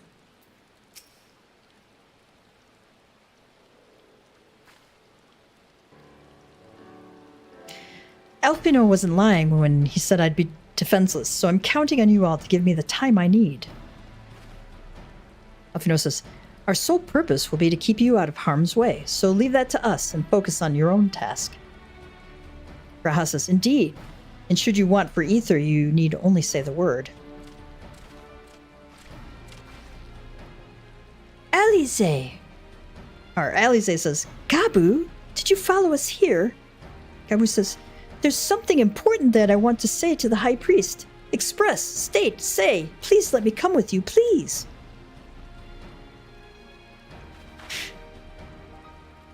I'm sorry, Gabu, but it's too dangerous. I need you to promise me that you'll stay here where it's safe, all right?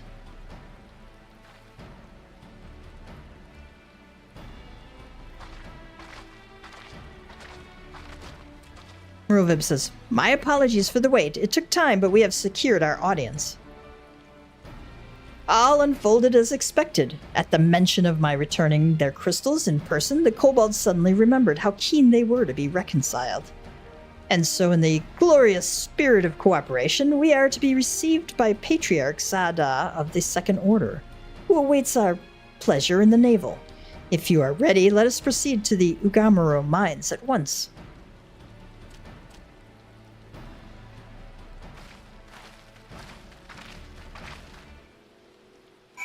I suspect Gabu will show up. Anyway. Okay. We're going to speak with Merlvib in the Ugamaro mines, so let's go on over there.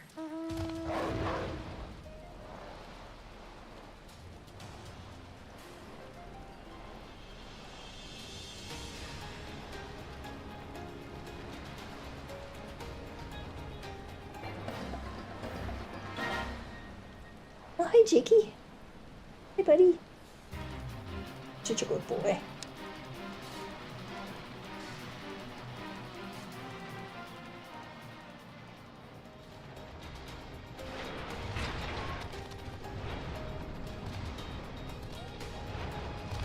Nope, that's not the way.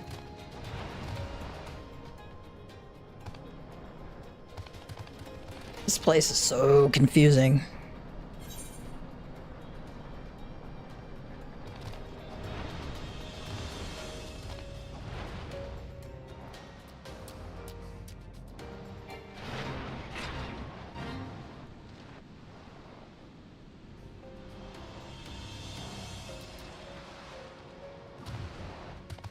Really, guys?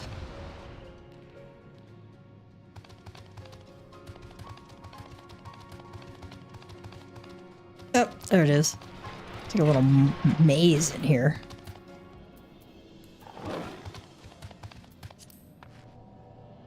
Alright. Alfino says, Patriarch Zada. If the name sounds familiar, it is because he was the one who presided over the deaths of Gabu's parents. I tried to reach out to him that day, only for my pleas to fall upon deaf ears. But this day will be different. We will reach out together, all of us, and we will make peace. We will what? And we will take peace in our grasp. Okay. Eorzea says, there's nothing more to say. I'm going to do this for Gabu and Tesleen and anyone who's ever dreamed of a better future. It's a little broad there. I mean, just about everybody in the world would dream for a better future there, Eorzea. Raha says, Eorzea can be forgiven a certain amount of recklessness, but if she goes so far as to contemplate sacrificing herself, I will remind her how she responded when I thought to do the same. Kitty, kitty. Yeah, such a good boy. Not that we will let it come to that, of course. Ready when you are, my friend. Einzar says, the Conqueror's chain stands ready, but weaken your foes and it will see them subdued. Alright, let's eat our food first.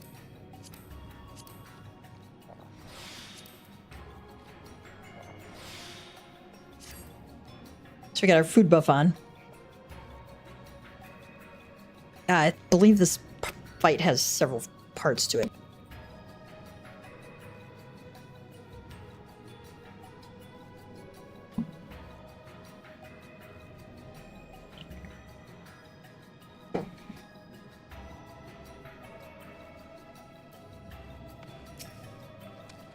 Rovim, this etherite will bear us to our quarry. Should he make to summon Titan, as I anticipate, we will halt the ceremony and restrain him. At this, all hells will break loose, and we will have an army of kobolds to entertain till Eorzea's work is done. Just remember, none must die. We weaken them and let Einzar do the rest. It is time. Stay the course, my friends. I spy calmer waters beyond the squall. Level sync is in effect. If you are above the maximum allowed level, it'll be synced as follows. Level 80. Proceed.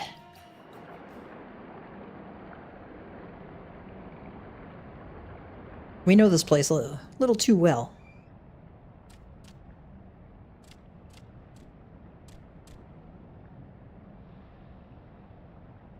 I guess he's got the Titan icon on his head there.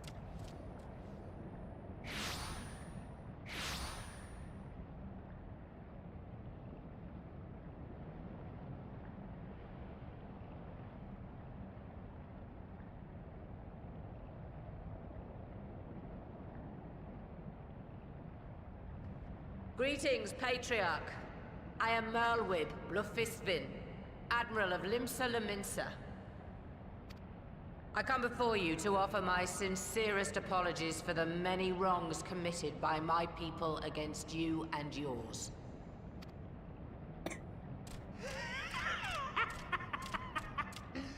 You were foolish to come here. Stupid, unwise, foolish. The Great Father shall have your souls for your folly. Aye, just as we thought.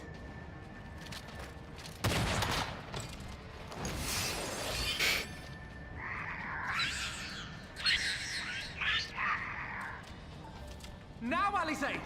Quickly! You don't need to tell me. Let none pass. We must grant her as much time as we can.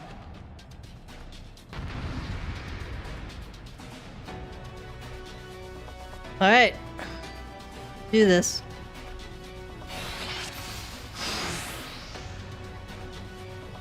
Alright, protect Eorzea.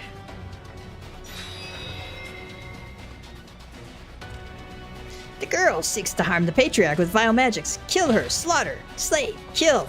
We must protect Eorzea! We're gonna take out the roundsmen and the pickmen because they're attacking us. Gav, draw the golems to me. I'll deal with them.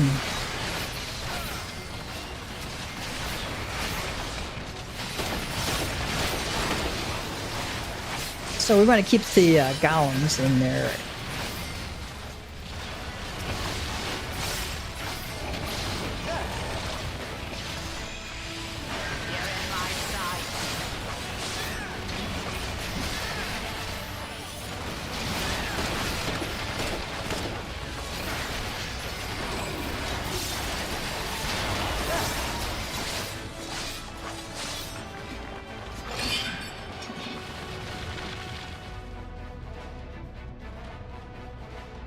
Yes, it's ready.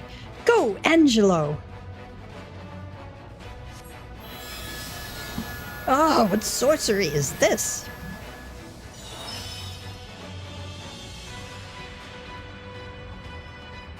Ah, its tempering is too severe. Can't finish the job. So one person's ether alone is not enough. Oh, just what we need.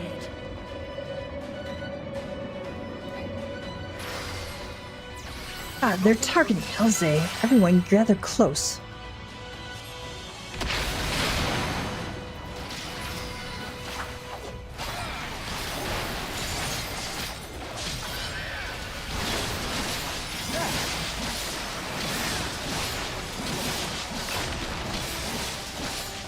Gotta stay out of that.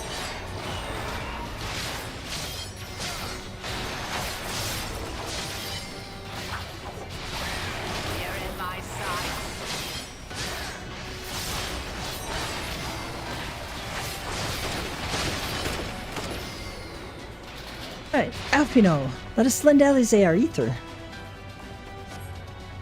Understood. Here you are, Eorzea. It can come from anywhere. Stay alert. Thanks, you two. I'll give it another try. Bombs! We cannot let them get near Eorzea.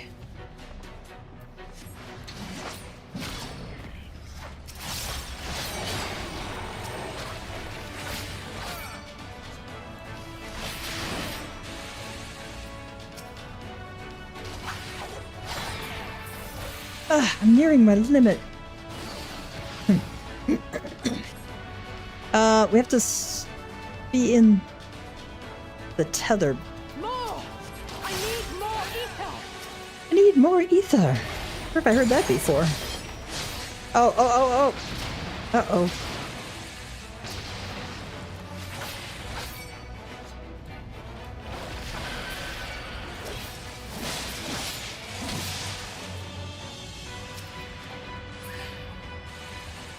Just a little more!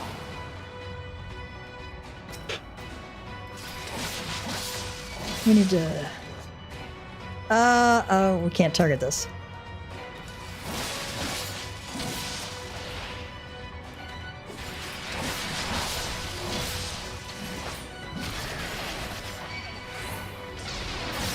Nice.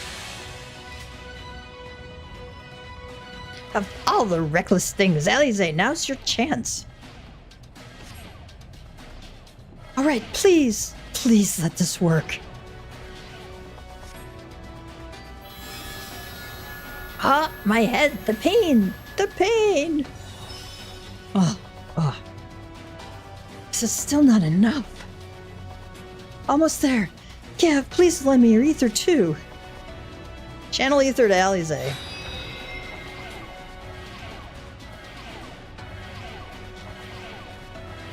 I'm getting ethereal depletion. Ether is waning, decreasing physical ability.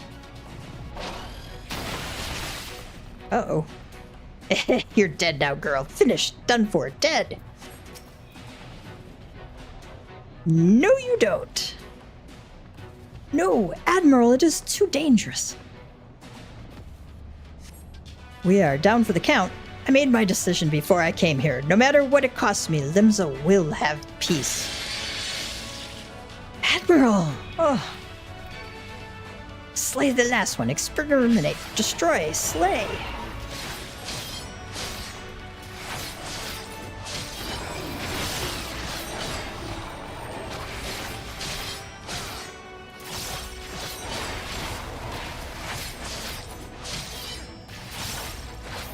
Need to stay out of the bulldoze stuff.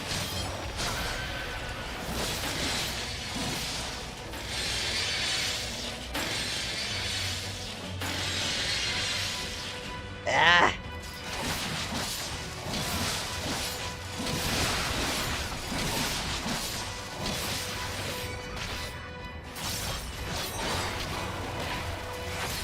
Trying to keep them turned away from the allies there.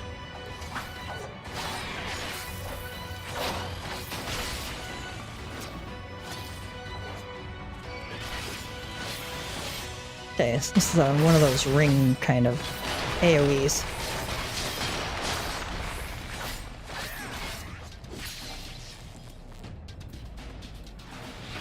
Yeah, but a little more ether. Just a little more and I can finish this. Thank you. It will work this time, I promise.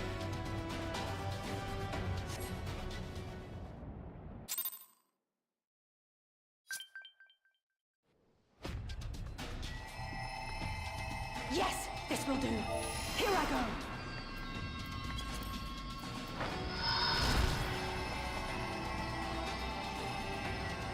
Come on, Angelo, do your thing. Go, Angela.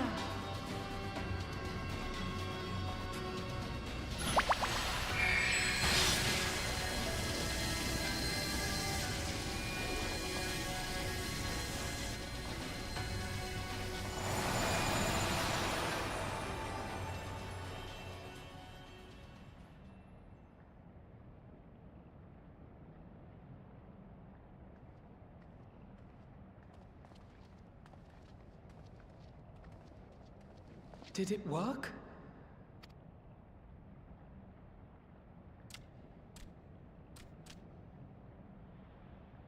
What?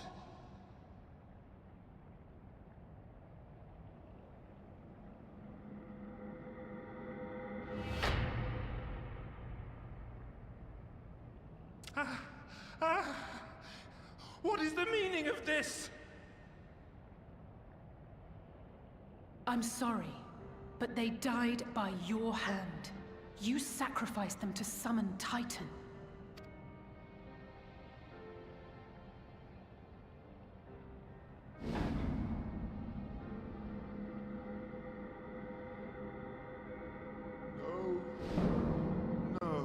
No!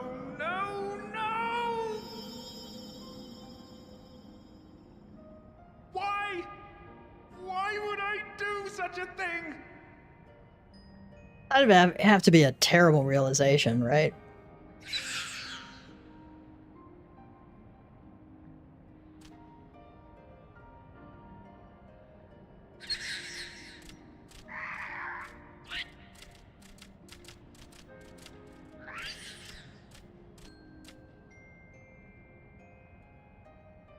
Would that there were a cure for the victims of the Tempered.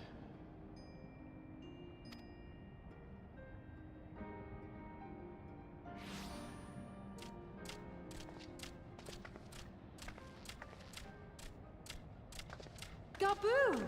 What are you doing here?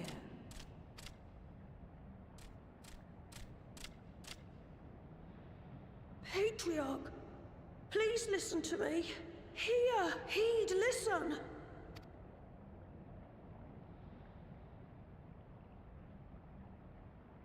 The Great Father we have been summoning is false. He only hurts us and those we love. For a long time, his voice filled my mind. It told me to do terrible things. Awful, unspeakable, terrible things. But I didn't give in to it. And you mustn't either. There's been too much pain already. So please, end the suffering.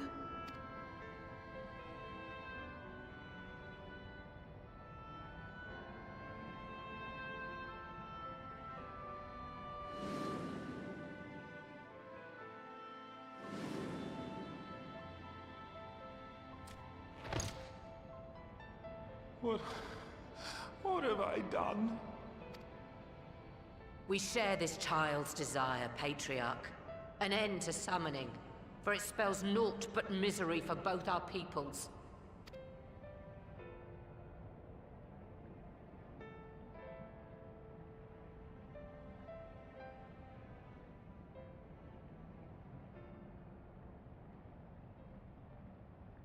For many long years, man and kobold have feuded over territory, pillaging and perishing for the earth beneath our feet. It may be said that we fought to survive, but what we have sown in blood, we have reaped in suffering, and it cannot go on. I would see us set aside the past and work together for peace.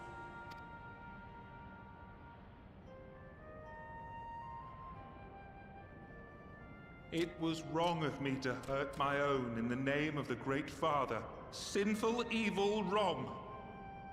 But that doesn't mean there can be peace between us.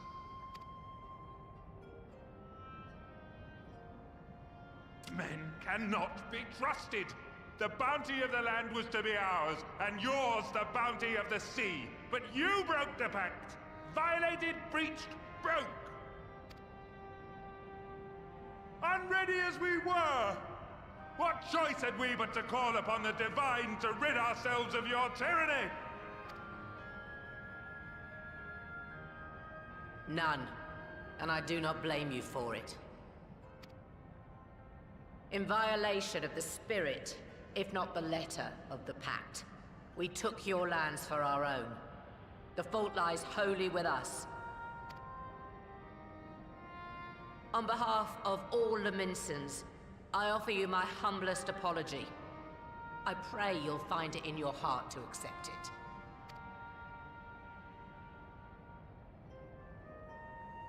Yet I know an apology alone will not serve to make things right. So, we will revise the pact to leave no room for doubt. And any who violate it shall face justice, swift and certain. No, we won't be fooled. Not again. Please, hear me to the end. Fleeting though it was, there was a time when man and kobold abided together in harmony, in cooperation.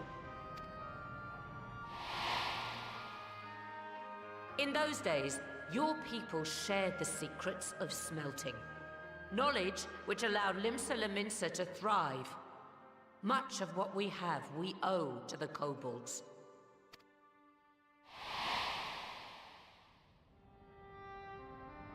And so, for the good of all who dwell on this isle, I wish to make you an offer. We will bear your people's wares to every corner of the world, and trade them in your stead.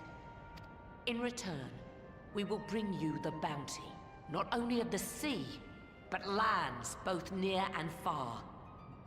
Whatever you desire, the Navigator as my witness, you shall have it. There will be no more man and beastman, just the crew of the great ship that is Vilbrand. And together, we will share in the wealth of the world. If you'll only accept our hand in friendship. Offering them whatever they want, maybe a lot, too much.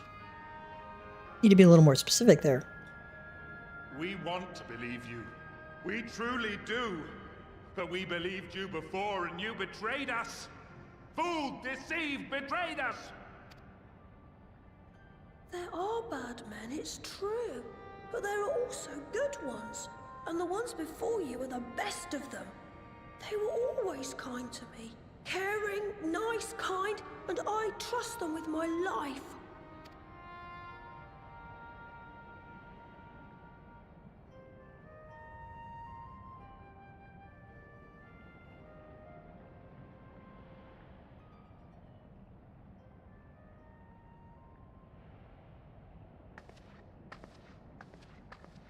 Before I became Admiral, I was a pirate. I stole, I fought, I stained the sea red with blood. Such is my past, and I dare not forget it, however much I might want to.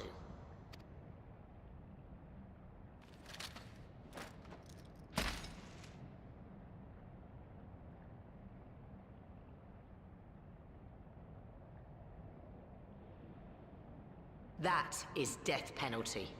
The pistol I used to pass judgment on my own sire when he fell thrall to Leviathan and betrayed his comrades.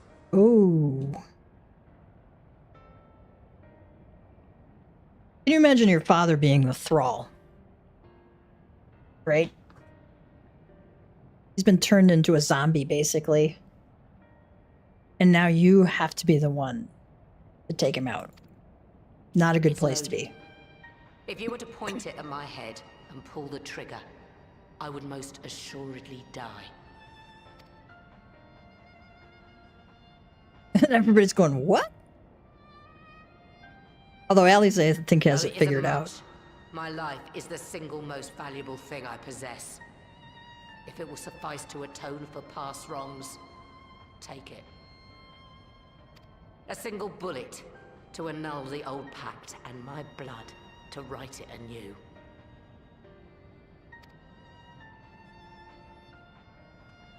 What comes after, I entrust to this man, my second in command. I know that he will do his utmost for the happiness of all who call Vilbrand home.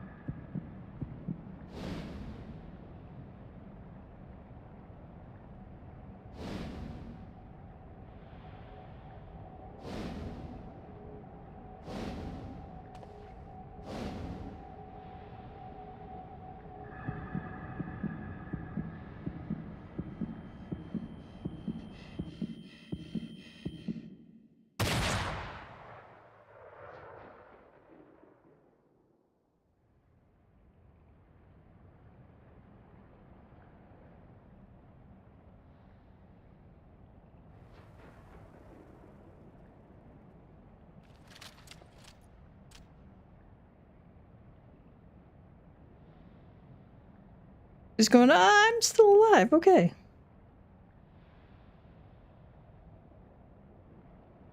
I do not trust you.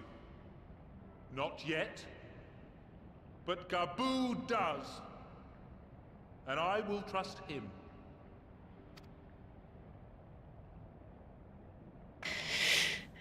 And Erexa's going, thank God.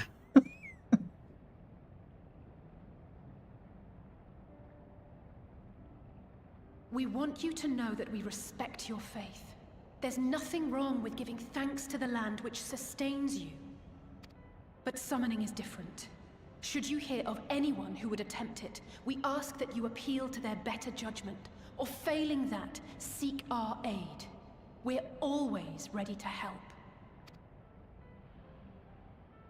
Many and more of my brethren are yet enthralled to the Great Father, just as I was. If you could free them too, I would be grateful. Appreciative, thankful, grateful.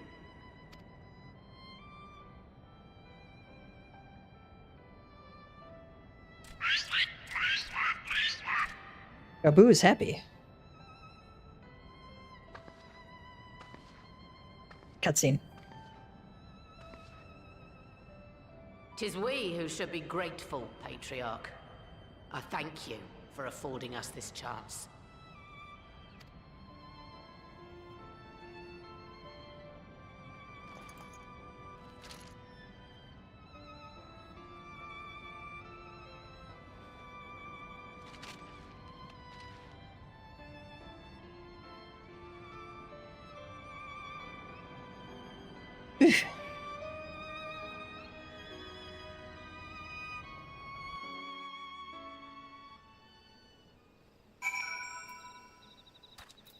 Well, that turned out better than we had hoped.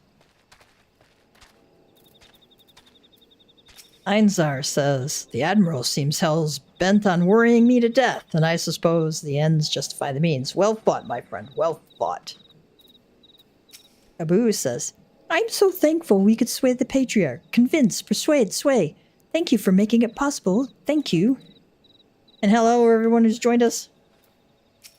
Eorzea says, the treatment may have restored the Patriarch to his senses, but it was the Admiral and Gabu's words that touched his heart.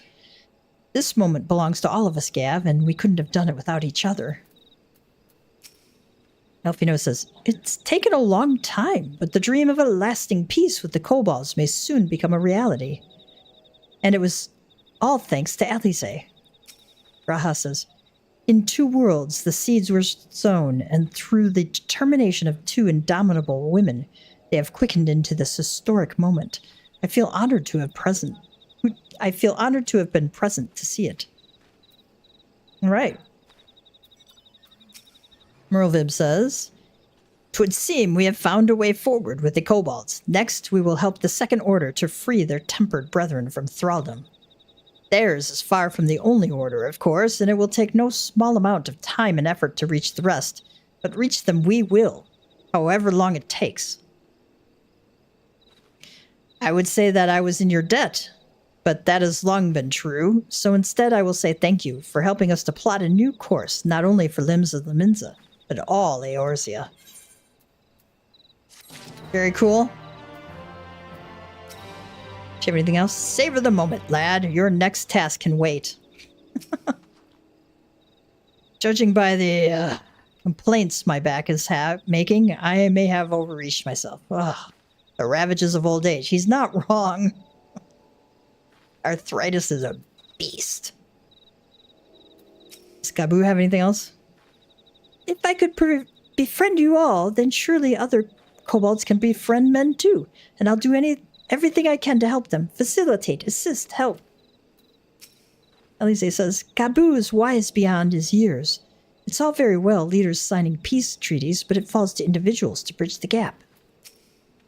Raha says, I dare say we could all do with a rest, Eorzea not least of all, given the amount of ether she has been expending of late. Elfino, futures unwritten, or rewritten.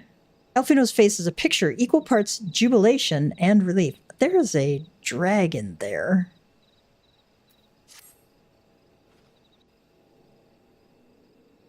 Hi, Muriel. Oh, such a good girl. Right.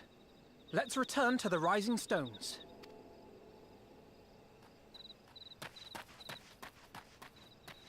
Admiral, something strange is afoot at the floating city. Breathe, man. What is it? I think it's best you see for yourself. Please, come with me.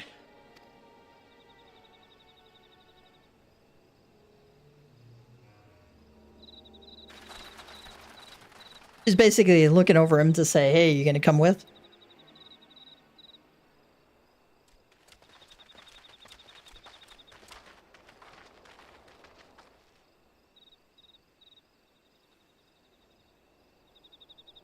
Everybody's going, oh my god, what's that? What in the world is that?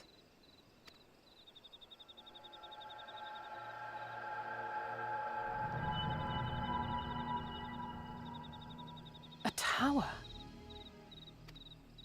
You can see it too, then? I feared I was losing my wits. One moment I was patrolling as usual, and the next it was just there.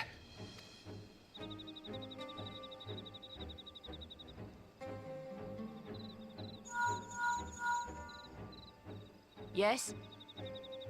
This is she. I am. Aye. I'm looking at it. What? Understood. Send the Elder Seedseer my regards.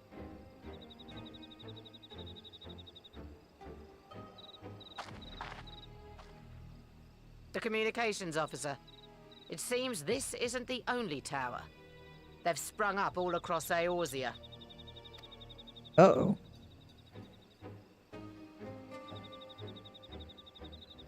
Nothing more is known, only that they appear to be of Garlean construction. Our allies on the Alamegan front are on highest alert. Forgive my directness, but would you join them? They may well need the help. Of course, Admiral. We shall make all haste. My thanks. I will return to Limsa to weigh our response. Look for Commander Hext when you arrive in Alamigo, and may the Navigator speed you on your way.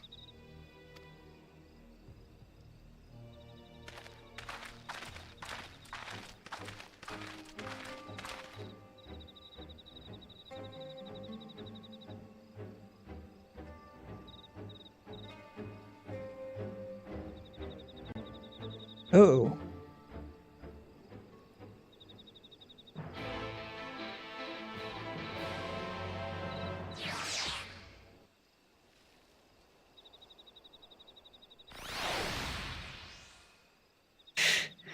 We now have a tower in the area. It's really cool to have that show up. And like I can see it and other players can't. That's like really cool. Storm Officer says, "Don't worry, Captain Tia. I'll keep watch over the tower. Your place is in Alamigo." All right. We're going to leave it here for today because it's 20 till and I got to make dinner for the fam. So let's do our cat joke for today. All right. If lights run on electricity and cars run on gas, what do cats run on? Their paws. It's like a terrible one. It's just a terrible one. All right. If you're enjoying the content, like, subscribe, hit the notification bell, all that jazz. Check out the solo duties, Secret to Solo Duty Success if you're having trouble with some solo duties. I put the Lakshmi one up not too long ago. That one can be a beast if you don't know the mechanics of it. I think I failed like once or twice before I learned what I had to do in that one. All right, cats and kittens. Mama Cat Gamer is signing out. Y'all have a great one.